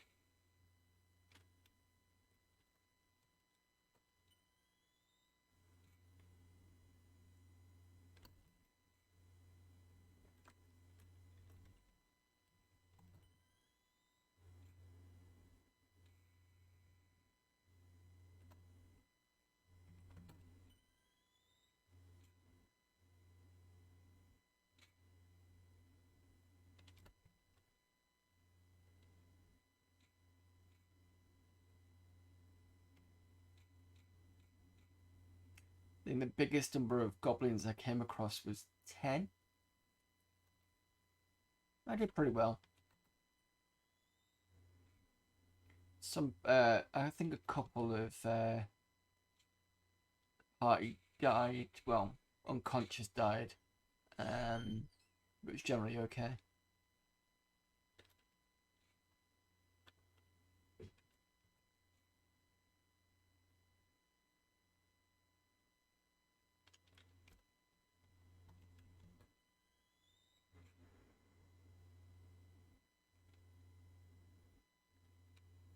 Oh, they've all surrendered.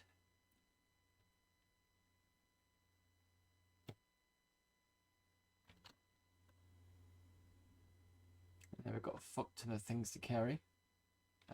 Take money. Or share. Take this rubbish. But at least it will be more gold.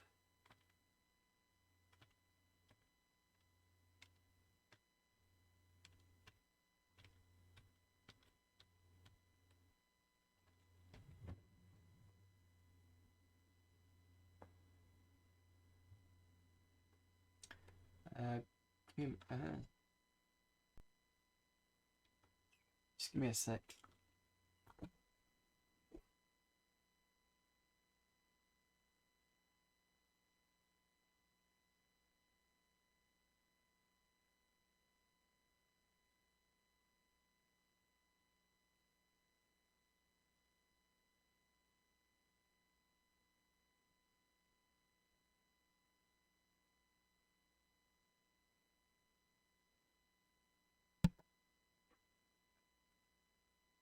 Sorry about that.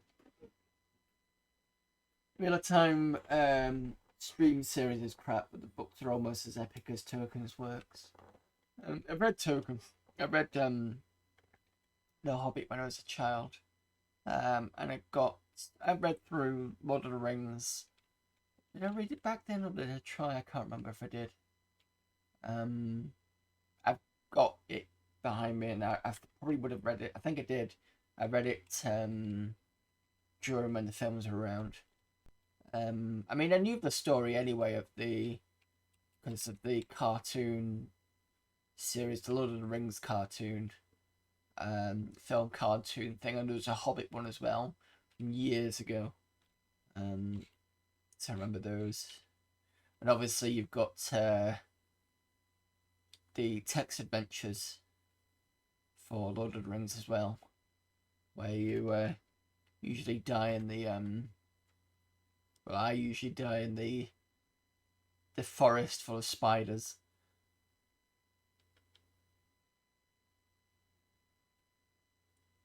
You know, the text adventures where it's always fun to.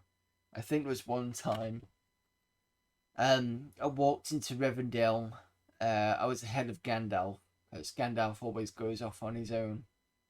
I started a fight with Elrond. Gandalf walked in, killed Elrond, fucked off. And it's just like, okay. Remember the Hobbit text adventure plus the spoofs, the Boggart and Lord of the Rings. Yeah, I'd heard those too. Just see if I can just do a break from the stream for a second whilst I be a nerd a little bit. So, just popping into this section. You can't see it, but all these sections of different games in. So this is the Amiga section. This is a mixture between PS1 and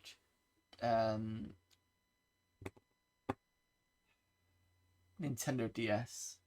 This section here is all Dreamcast, and down here, which you can't see, is Sega Saturn. Over this side is Mega CD stuff and a bit of Master System. Down further is Mega Drive. There's nothing in that side at the bottom because I can't get my hand down there anymore because of the table here.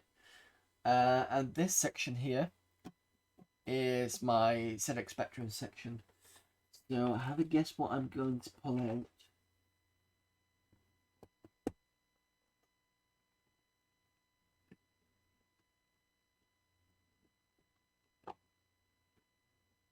And there we go.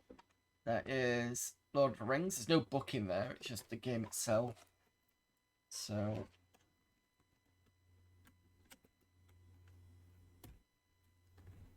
that is the a tape there.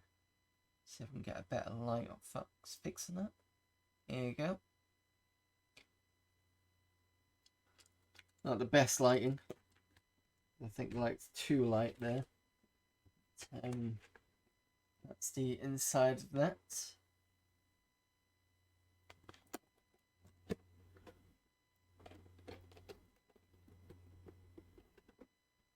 And speaking of the other Tolkien one, so when I was trying to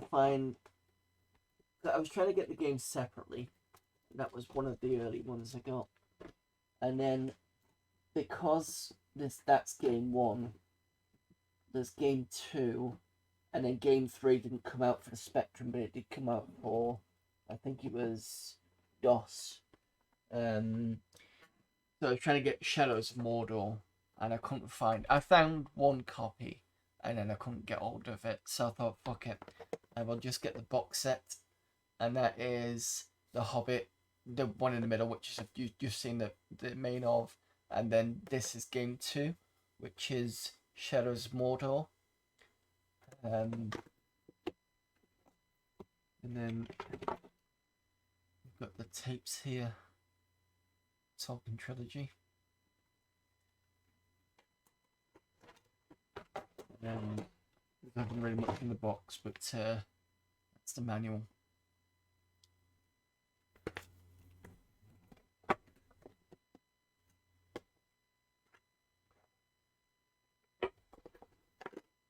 And then the back as well. You can see that.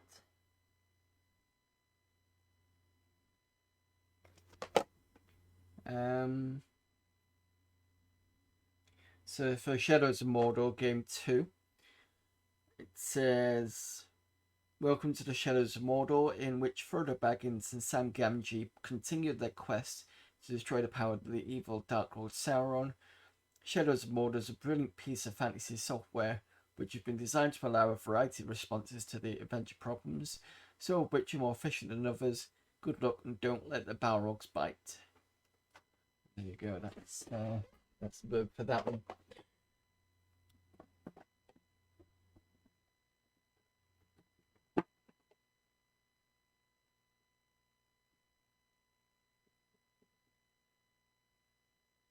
Was the my treasure of this one, an old game that I used to have.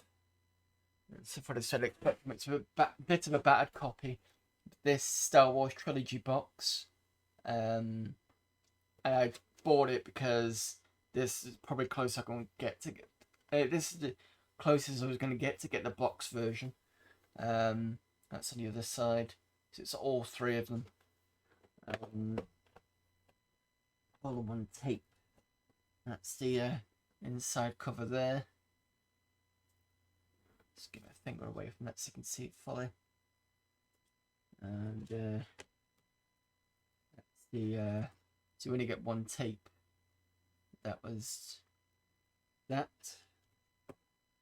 Was there anything inside this? I don't think there is. No.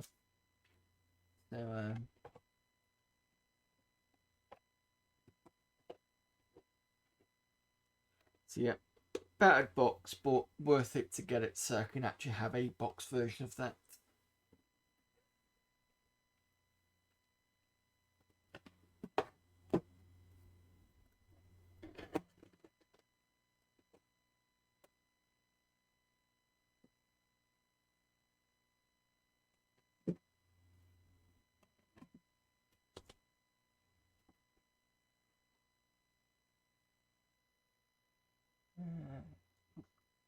Right. Still have some old PS1 games that I can play on my fat PS3. Some great games like Tekken 2. Yeah, I've got a few up there.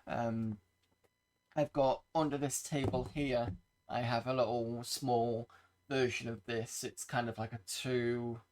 It's more like the white one here, but a thinner version. It's like a combat version. So I've got on there, I've got Saturn, Dreamcast, and on top is a PS2.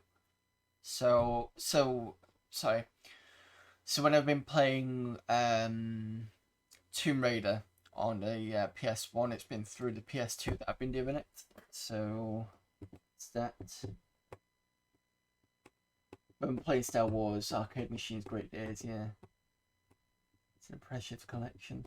It's a small collection. It's not as impressive as some other people's man caves. It's so basically this is like the retro stuff, and then this is all PC stuff here. Entirely PC. So we've got, let me just do one more out here. So boxed, some boxed. Down here is all the sort of these style boxes, and it's 3 deep at the back. And then down below, which you just about see above here, is I've got some jewel cases and a couple of these. I don't think you're going to see that properly because of the microphone. You know, the disc boxes, just with our PC stuff in there. And that's about it really. So this is all specific for that.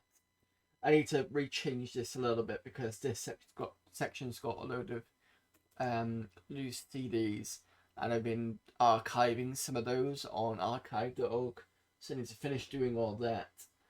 and then I can take this out and have a bit more space for a couple more boxes. And then I can, yeah, that's my plan at the moment. And then I'll have to call it on getting stuff because I've got quite a lot of things and I don't have much space. So, I mean, I could put some shelving over here, and maybe on that wall. But the problem with this wall is it's a what did I call it? It's like a temporary wall. It's a, what's it? I can't remember what the official name is, but it's basically like a wall, but it's a, it's like a temporary wall, but it's not. If you get what I mean. I can't remember what the official name for it is. Um, so I've got to be careful where the holes go in if I do put another shelving bit on that side. This side should be fine though. So we'll have to see. Because originally what I was going to do was going to have shelves on that side with some of the comics from here put into there. And then on this side, I can't remember what I was going to do. I think I was going to have some bits and pieces, but I'll have to see. Again. Plus it's, excuse me and DIY, which is not so great, which is why I kind of a bit half and half with it.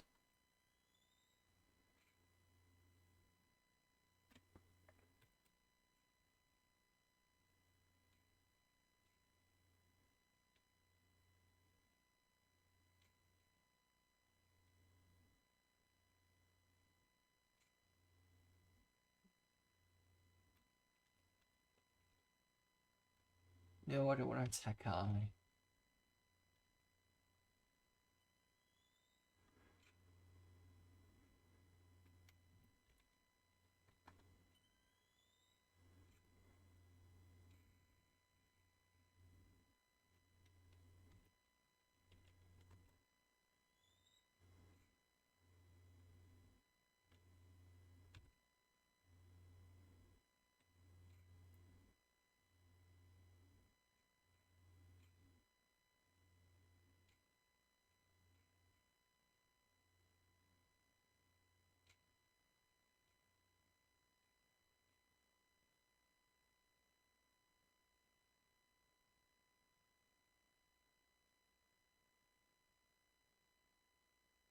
I hope to God that Farrell is using a flail and not using her hands.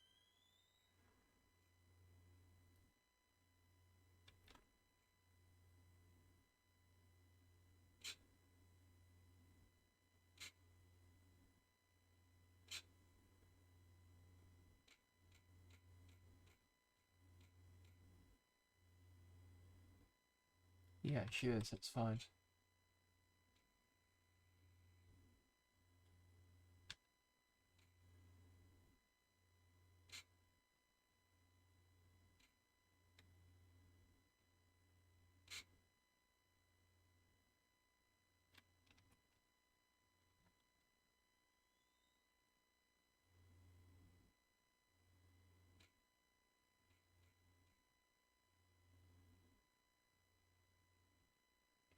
Right, okay.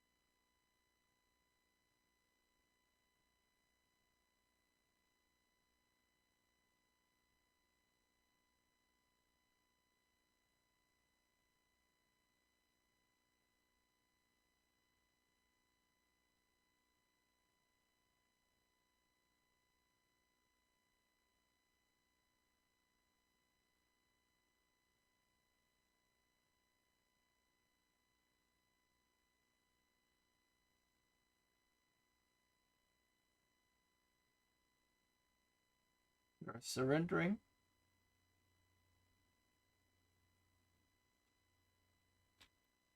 The last one, so can I kill him before he surrenders? Yes. Go, continue.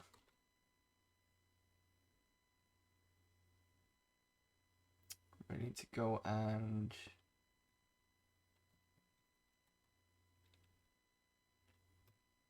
rest up.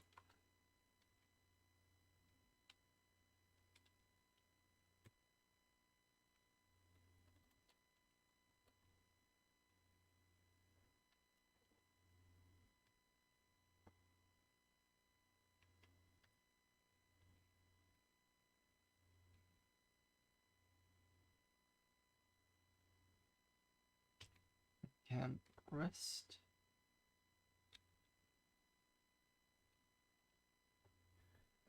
I tend to focus on single game and go hyper focus on it. Just finished Final Fantasy 14 Endwalker after 16 years of World of Warcraft.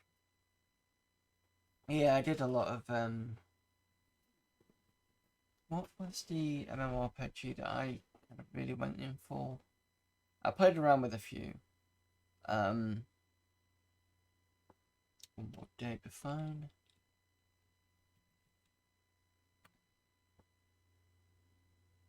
Yep. I played with Mew Online, some free ones like Mew Online, that was okay. Tried EverQuest, tried EVE Online. I played around with Star Trek Online recently. Played Ultimate Online in 2003, 4, something like that. Sure, there was one that I really went in for a bit. I can't remember which one. I played City of Heroes. What else did I do? Sure, there was one that I was on religiously for a while. Can't remember. But I've tried a few more because I didn't really interest in World of Warcraft because I never really played the Warcraft series, so it wasn't something that I kind of got into.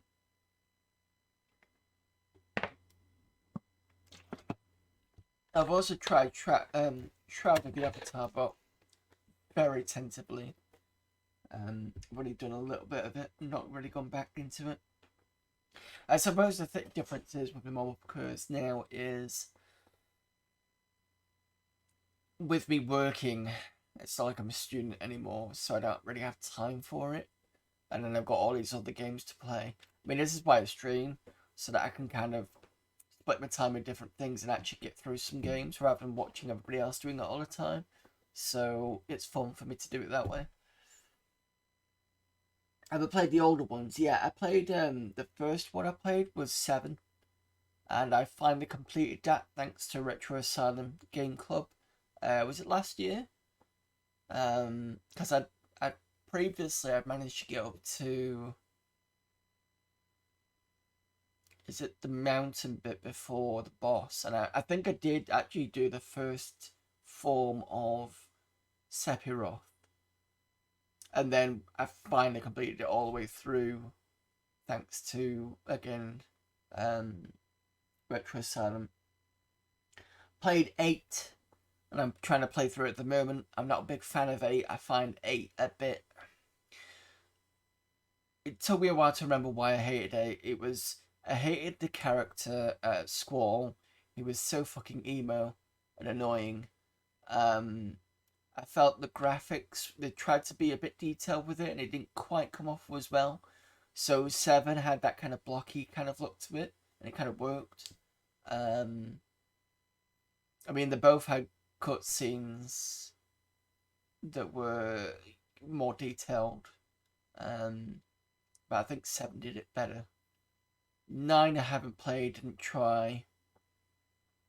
10 I think I'd seen other people play. I think I might have played a bit of it. 10 is the one with Tidus and Yuna. Yuna comes back in 10-2, which I'd seen somebody else play. That's to do with the you can do different wardrobes and stuff for Una. Which one did I play after? Wasn't 11 in Mamorpaga? And 12 I think I played. I think 12 was on PS2. Game Eyes on my phone, but unfortunately you're seeing it through. I'm using it as a webcam at the moment, so I can't check. I think 12 was the one that they made a change. Excuse me, they made a change to it so it wasn't random anymore, so you could actually see the monsters, which was a bit weird. Anything before that, I played a bit of 6. 6 had the mech walking things on it. I didn't complete that, but I played a bit of it. I know of the others 1 to 5. I've not played through them properly. Oh, I tell a lie. Final Fantasy 3 on Nintendo DS. I'm partway through that. So I played that one. And I do have, just find the GBA version, because I was trying to get all the GBA Final Fantasy games. So here is Final Fantasy 1 and 2, Well of Souls. Let's just see if I can turn down the brightness a little bit. Maybe that might be a bit better. There you go. Not perfect, but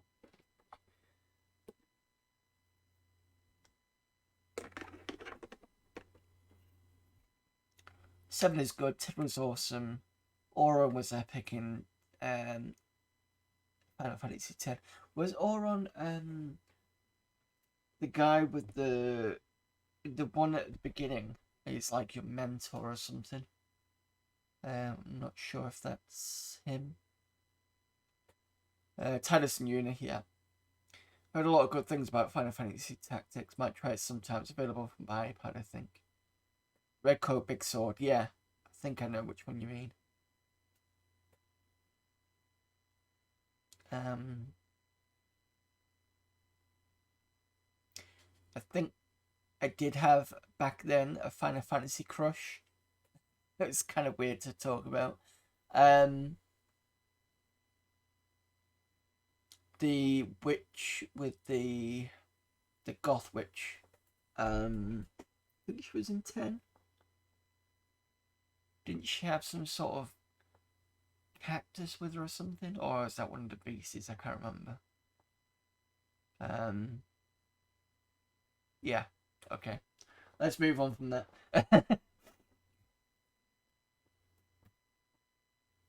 Right. Okay. I think, should we sell stuff or not?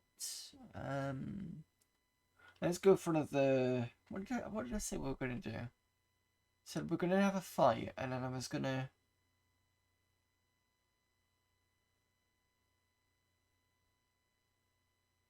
Shit, I can't remember what I was gonna do now.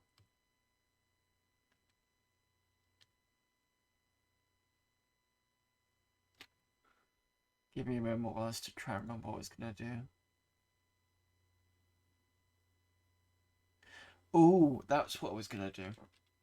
I was gonna go back to the slums because I want to see whether I can take on what I was having an issue with.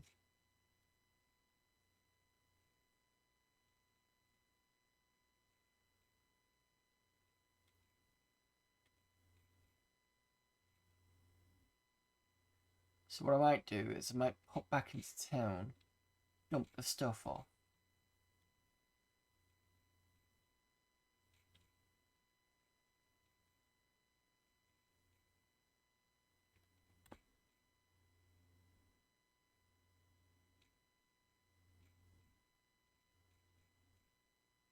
And then I was going to find the guy that's below here.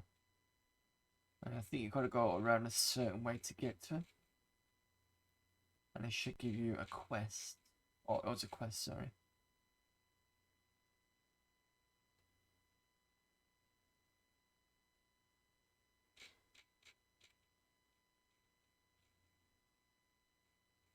Maybe I might get some more money for that.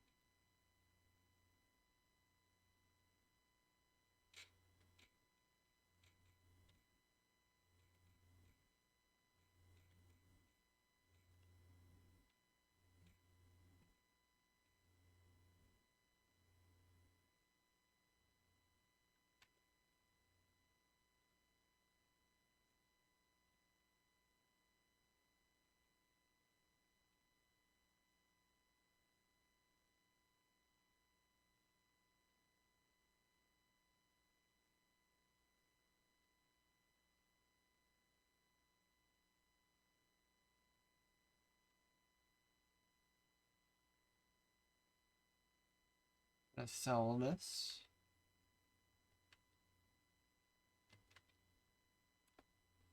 I might as well just sell the broadsword.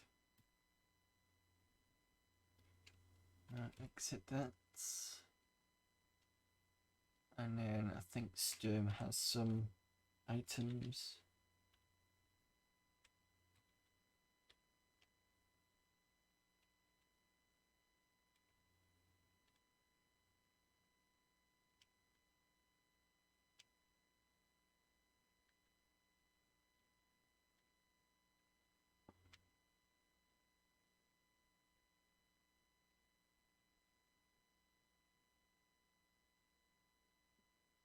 Fine now.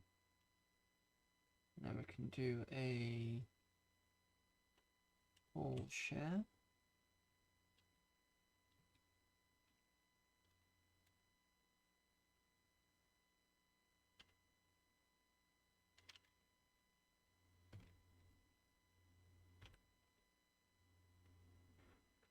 Garrison darts. 1, 2, 3, 4, 5.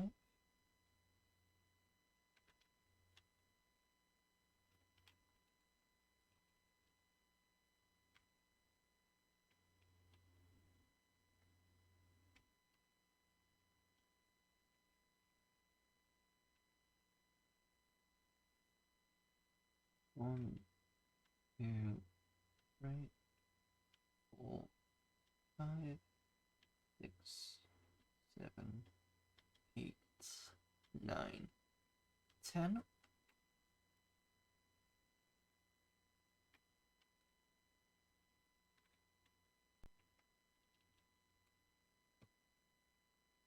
Okay, let's just check the other Zilith.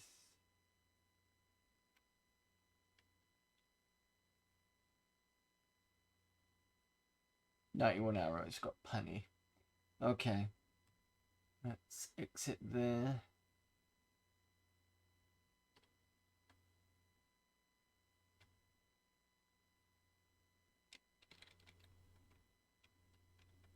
Yeah, so 5, 1, 9, 4, 6.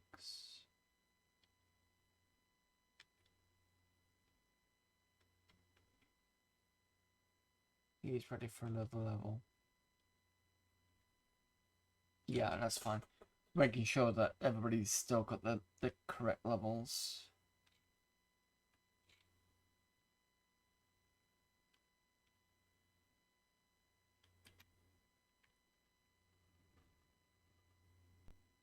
Remember D&D rules correctly, a halberd is the best 200 weapon.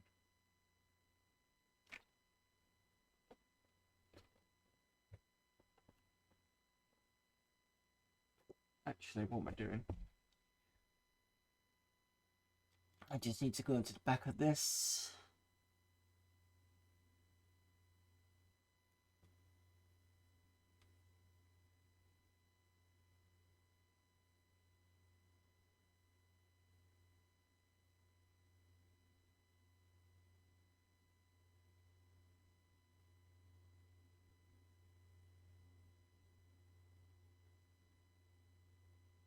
Yeah, 1 to 10 man-sized and larger than man-sized 2 to 12.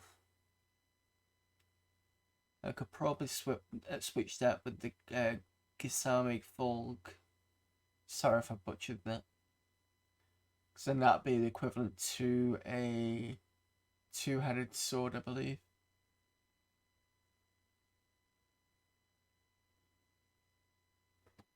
But let me just see how much it is.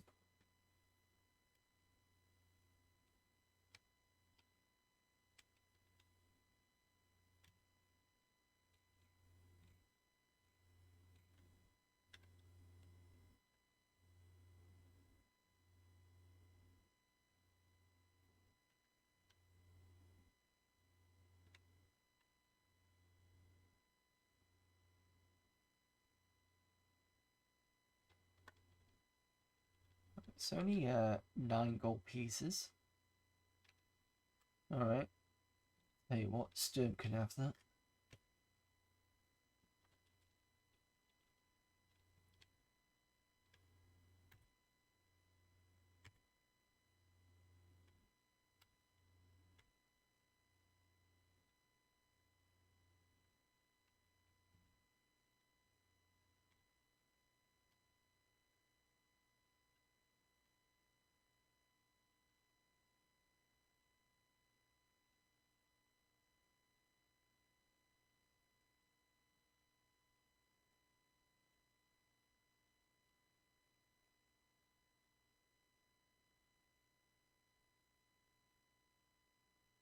That's saved.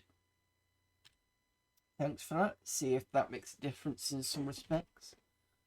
But to be fair, as a level 1 character, it's still going to be missing a lot. I have noticed that Gold Moon, since she's got up to 2nd level, has been getting more hits in. I think same with Core, to be honest. But fighters generally do have better chances to hit. Right, see if I can remember the rate. I think it's down below there. So, that way.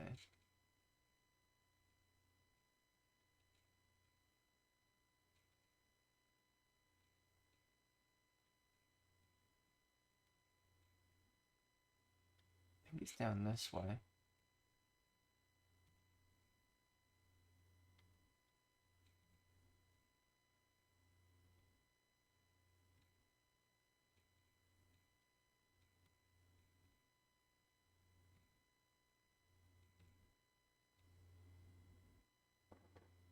Locked.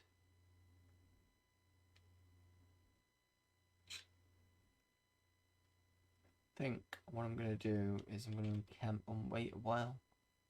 Just in case. And rest for 15, 16, 17, 18, 19, 20, 21, 22, 23, 24. Yep.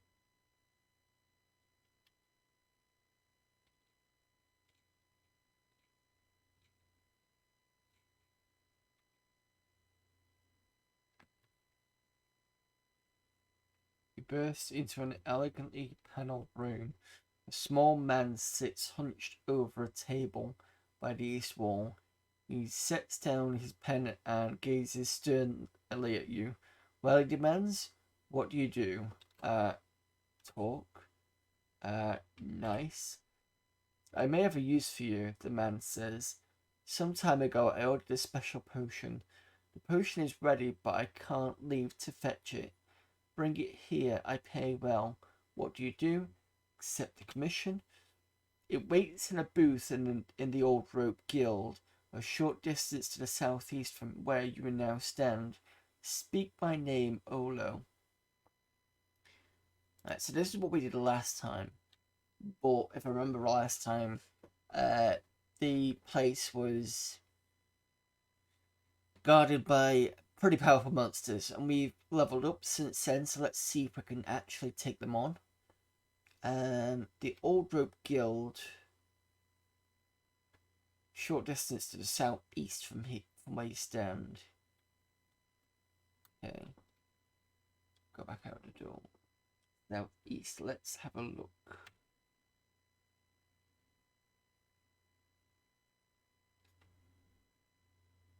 Okay.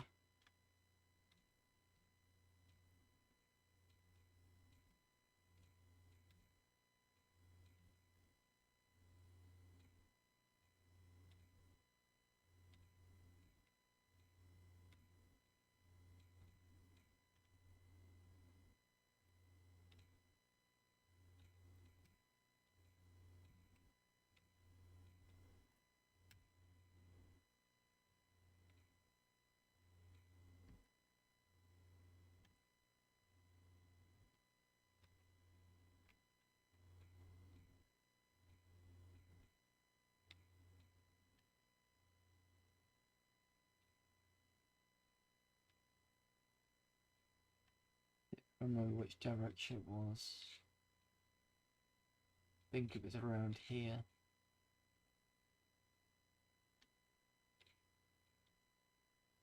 Just north of the entrance to the old rope guild. Okay.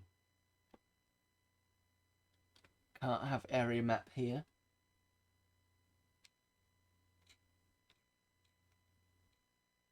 Put search on. It's in a booth.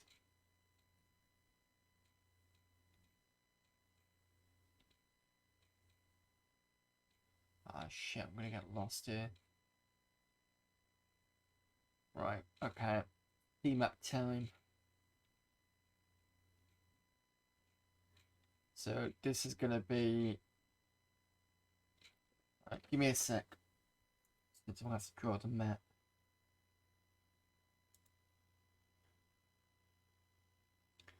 Where's map tools gone?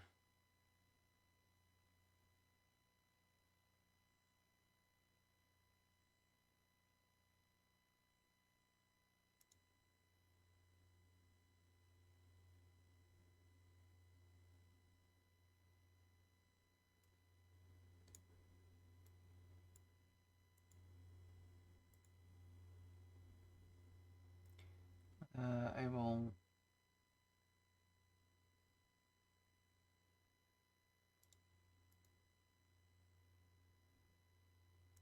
turn off this insect so you know exactly where we're looking.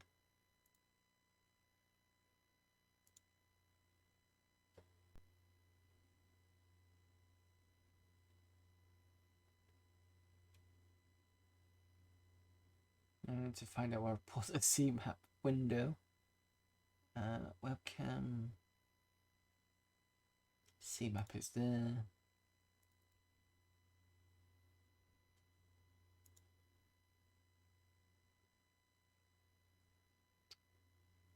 Give me a moment.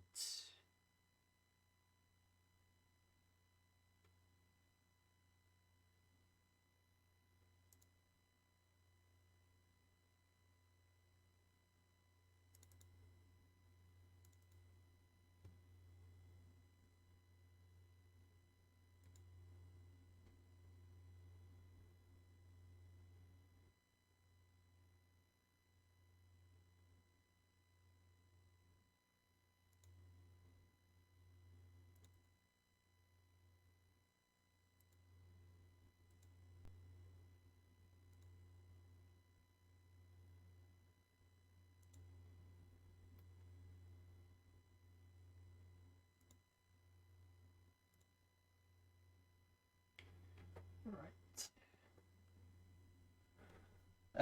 Do I like Warhammer? I'm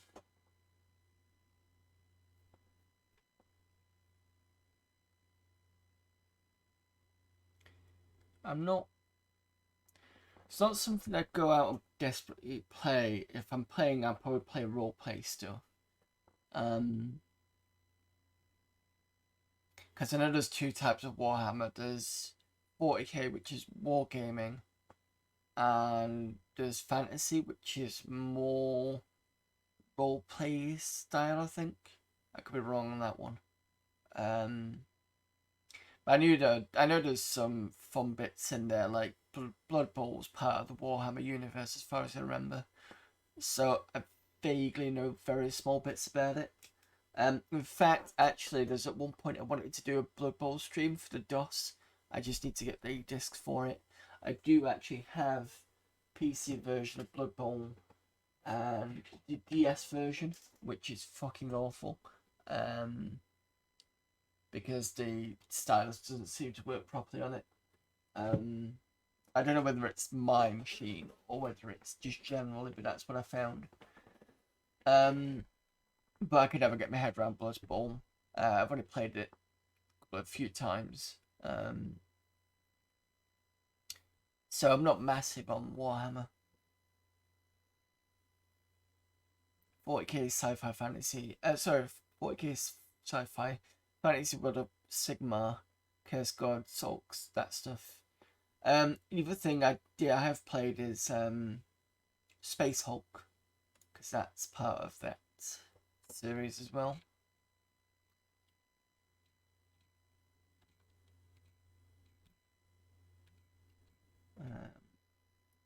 Excuse me while I do the map.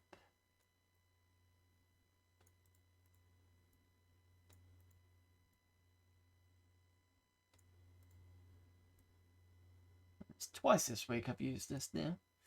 No, we were using it yesterday for waxworks. 1, 2, 3.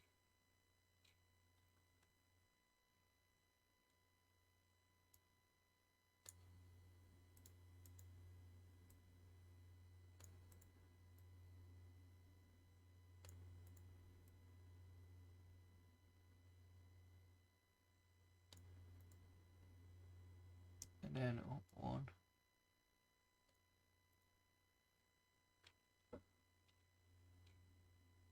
And up 1 again.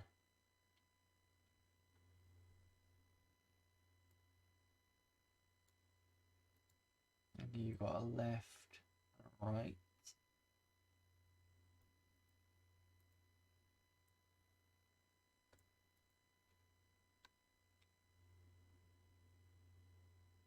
So that's this way. And then you've got an up and down.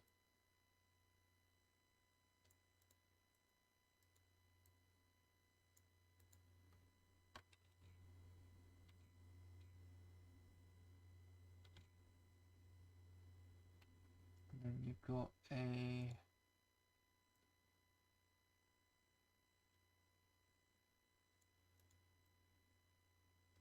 there.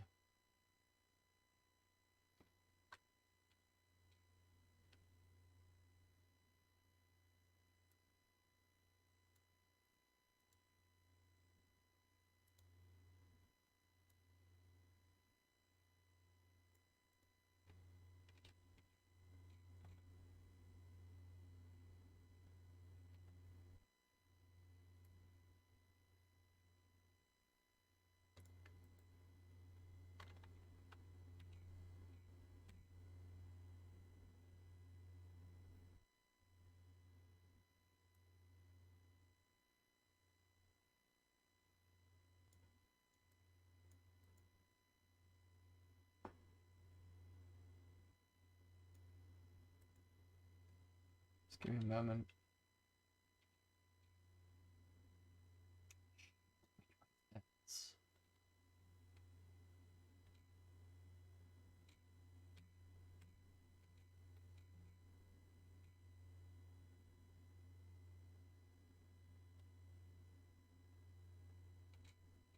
Give me that copyright. Sorry. I have a Space PS1 game. It annoyed the fuck out of me. I've got the Sega Saturn one. I thought it was okay. But I suppose if you're into that stuff, you're probably able to find out what the... Oh! What the, we have a full circle. What the whole shtick is. So it's that way. So we're here now. We'll push up one more. And that should connect here.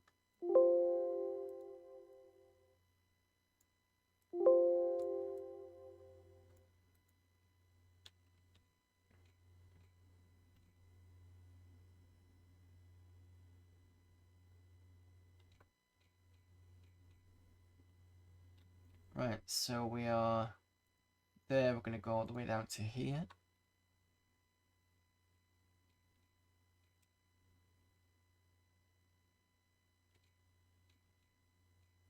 We're going to go right this time. So we're now there. Oh, we will be. So it's this way. And then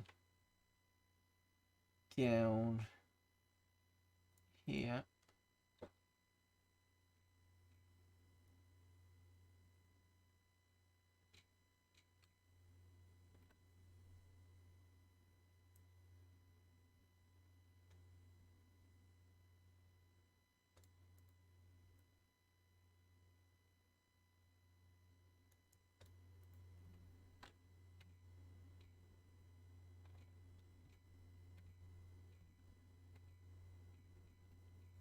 And we're kind of back there.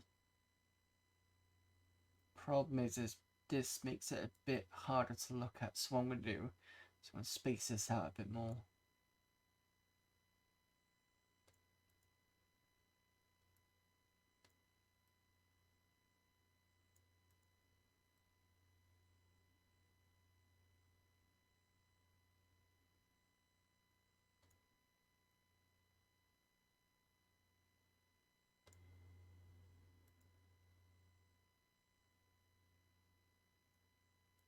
So it should be there.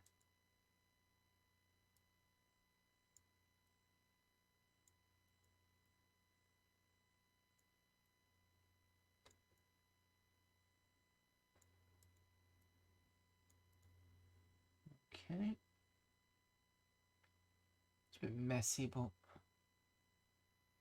okay, so we went all the way down here, gone up, down, so we're about there. We need to do one up, and it looks like it's going to the right.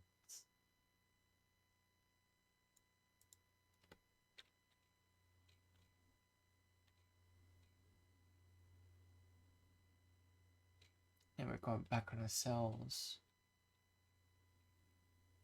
Oh, on 2. We've bumped into. Monsters are tossing a sack of grain. The sack breaks, they wail. Oh no, what can we throw now? One looks your way. I know, he says. So this is where we popped into last time we came down here. Let's see if we can take them on. We've got 2 ogres. And we also have troll, I believe. Yes. 36 hit points. I'm gonna die, aren't I?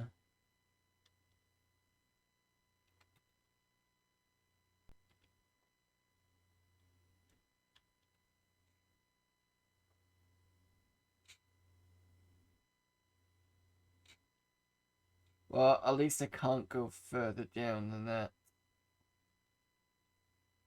Oh no, you've got quarterstaff. So you need to exit. Use.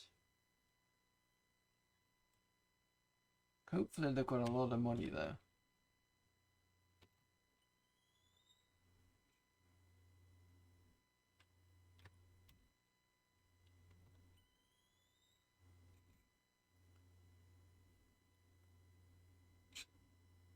Two damage.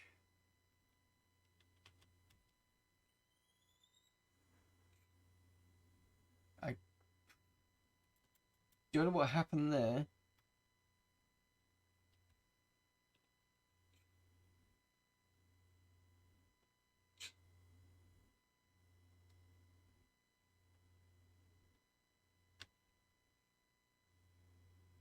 Maybe I should get spiritual hammer out.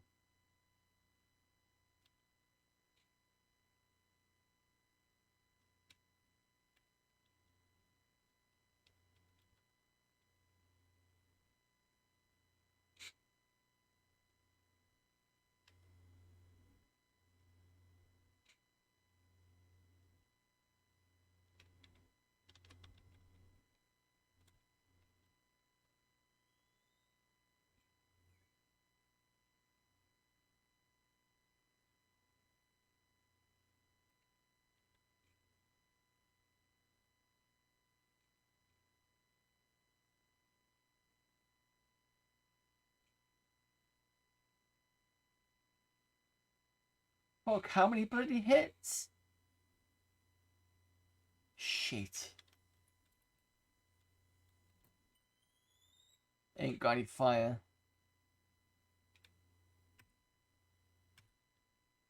My fighter is down. Great.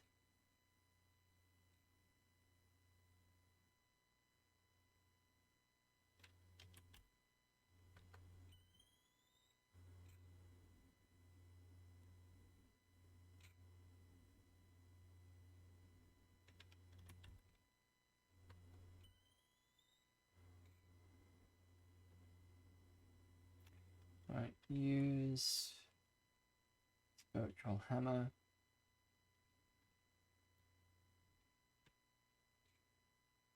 Miss anyway. At least it's still available for the rest of the fight.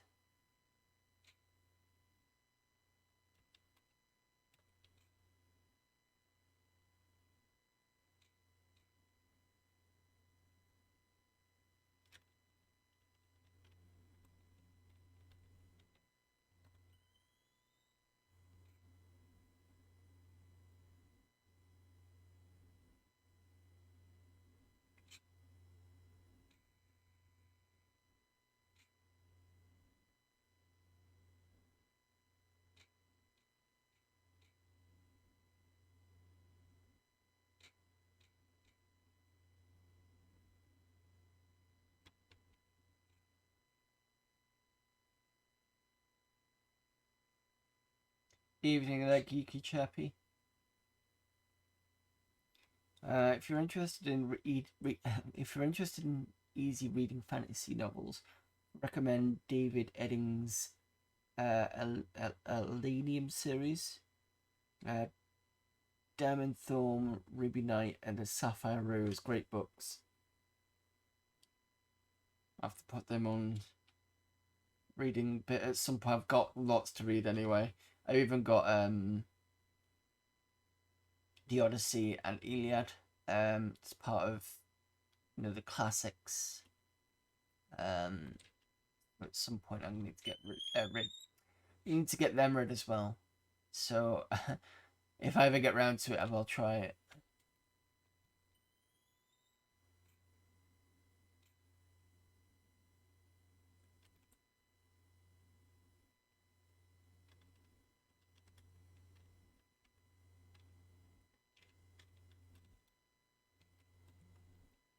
Seven hit points after the troll.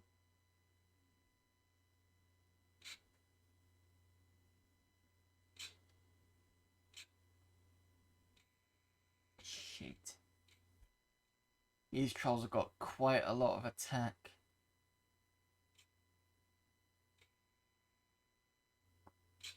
Wow.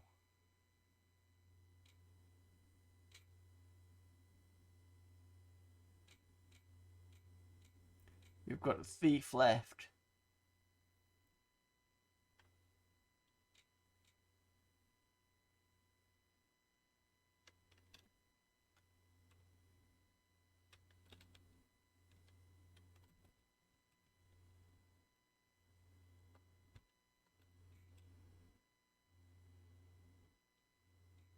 I can't see the thief surviving this.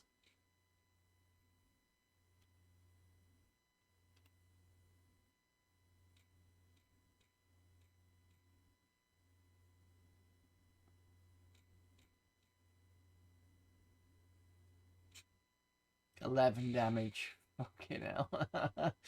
Oh no.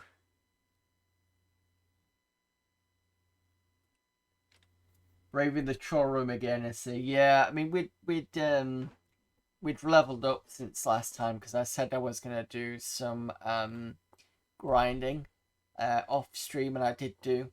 So we've got some cores ready for another push up on experience.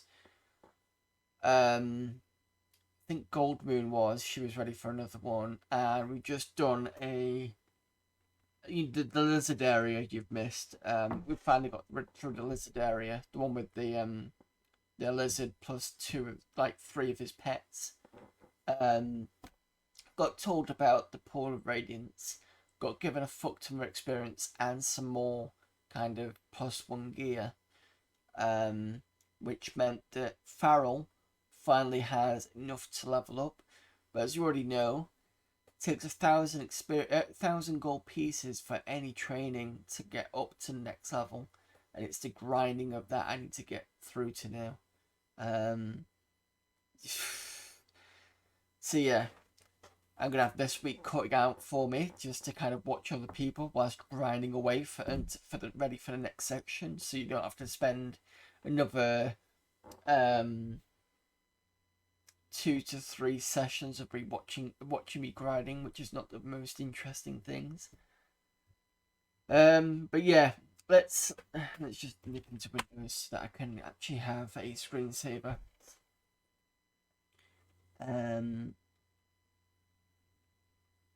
Read lots of fantasy. It was an autistic special. Sorry, I read lots of fantasy. It was an autistic special interest of mine. Then got into RPGs and the books went to the shelves. Usual way. It's always something that stops.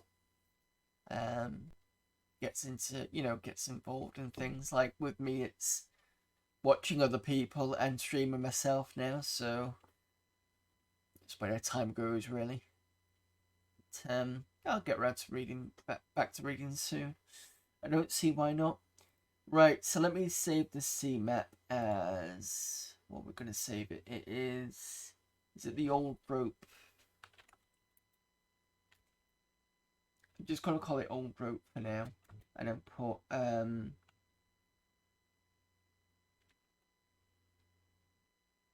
Pool of Radiance. There we go. It's a really nice program. Is CMAP. Let's put the streamed game image back on.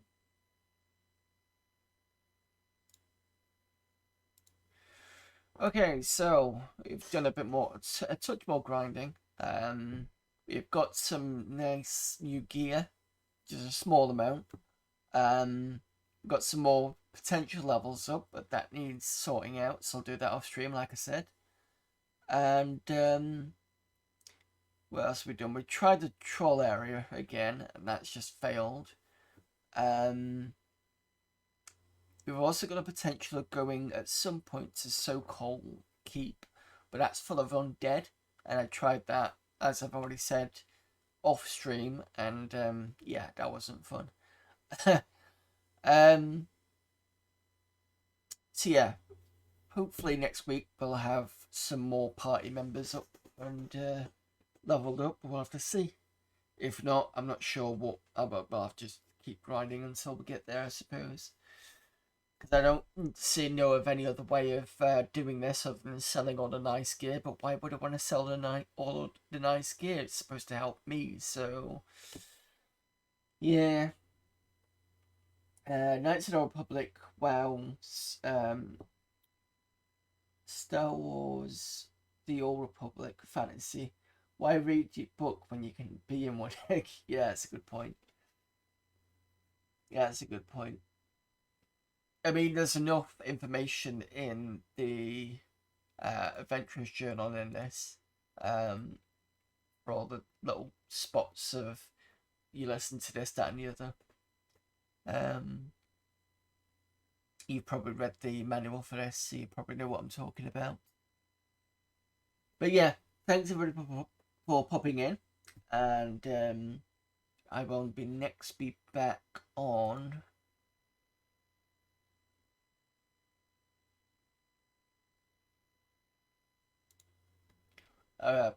back on Friday. So Friday is another Retro Silent Game Club. They've decided for this month. I will tell you the results now of what it was. Just find the channel.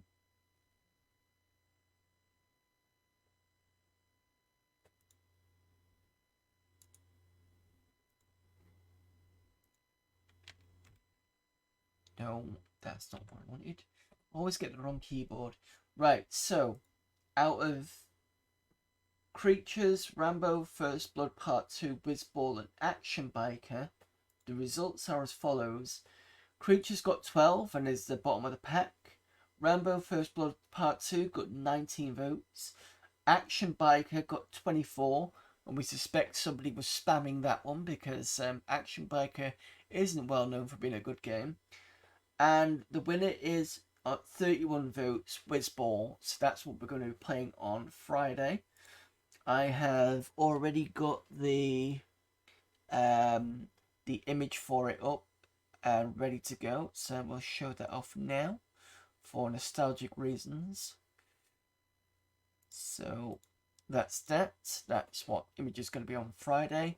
So we're going to do quite a bit of that. I'll spend a bit more time on Ant Stream since I've now got a gig network connection.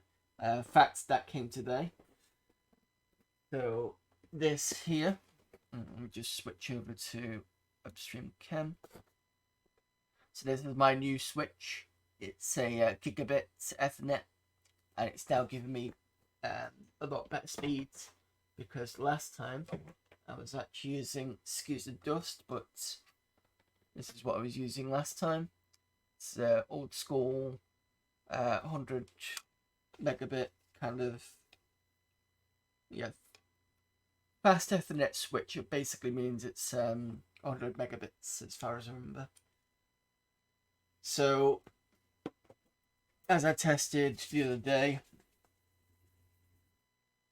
thanks for the stream, Nankos. No problem there, Geeky Chappy. Have a good night, mate. No problem there, CDJ.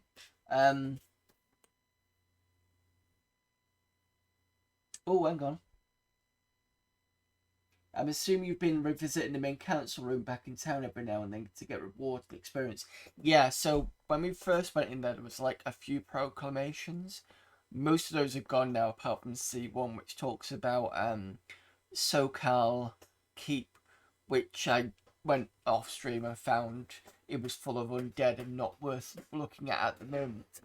I've not gone in recently. I suppose I should go in.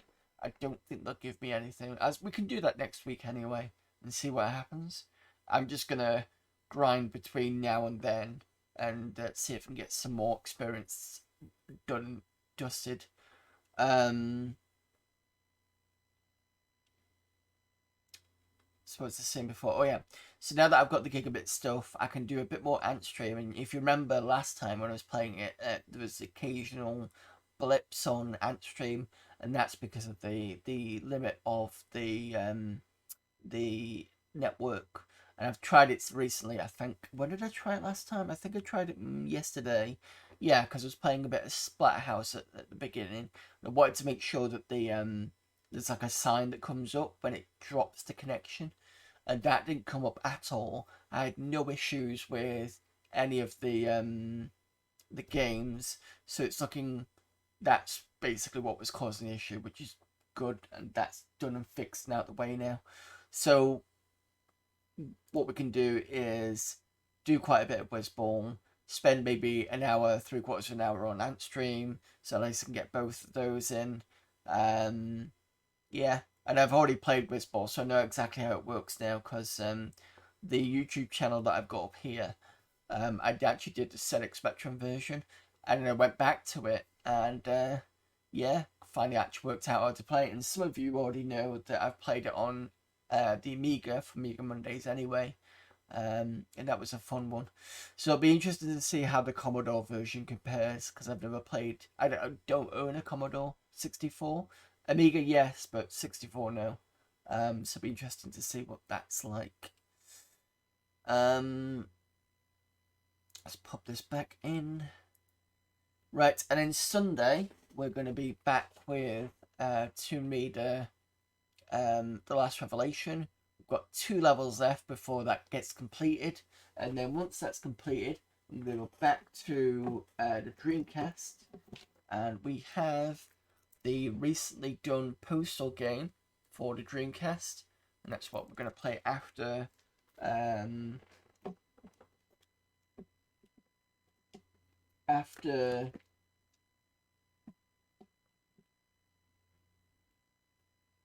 brain's gone again. After Tomb Raider, because originally Tomb Raider was supposed to be the Dreamcast game, but the CD went funny partway through, so I had to kind of switch. And that's that. So, there's your schedule. Oh, and Amiga Monday as well. I'm not sure what I'm doing Amiga Monday. I might just do some random gaming. I've not got round to sorting out any Deluxe Paint stuff, so the project for Last Half of Darkness at the moment is going to be on hold for a bit until I get that sorted.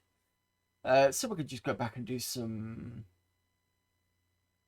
In fact, what we can do, so I can go back to some cover disc stuff because I've not been back to that in a while. So that'd be good to do.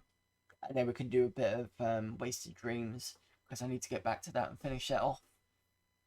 Right. Yeah, that's it. So apologies for the waffle. Just so you all know what's coming up.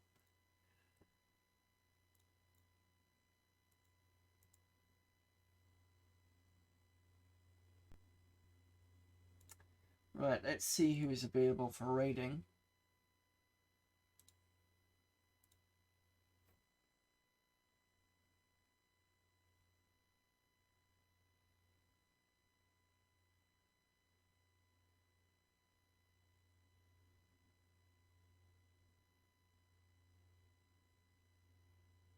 There's a lot of Sega Genesis stuff tonight. Sorry. And TS tells me off for saying the G word. There's a lot of Mega Drive stuff going on tonight. Good night there, Geek Chappy.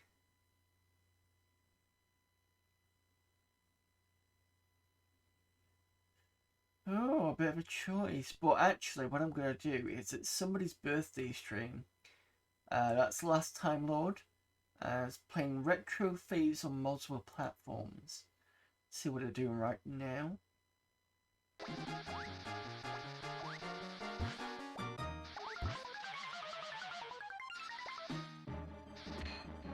Oh, it's Tiny Toon Adventures, it looks like, but I'm not. Okay, just wait. I'm not quite sure what system. I'm guessing it's going to be SNES. So I don't usually do raid messages because I'm rubbish at remembering that sort of thing.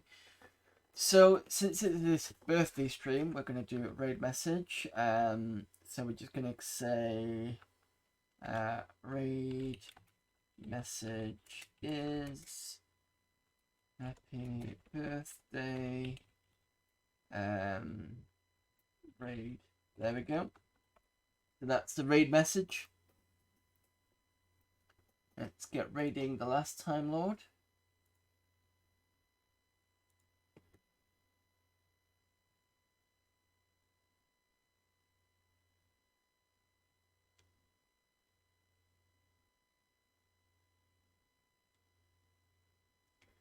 So, you know my schedule, and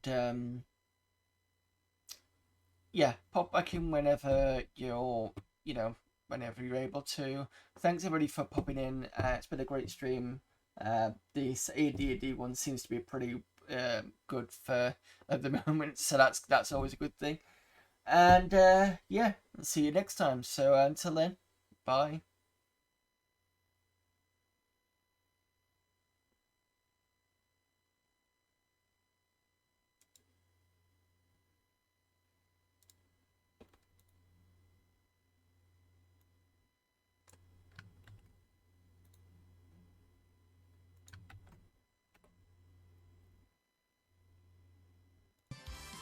Santa Secret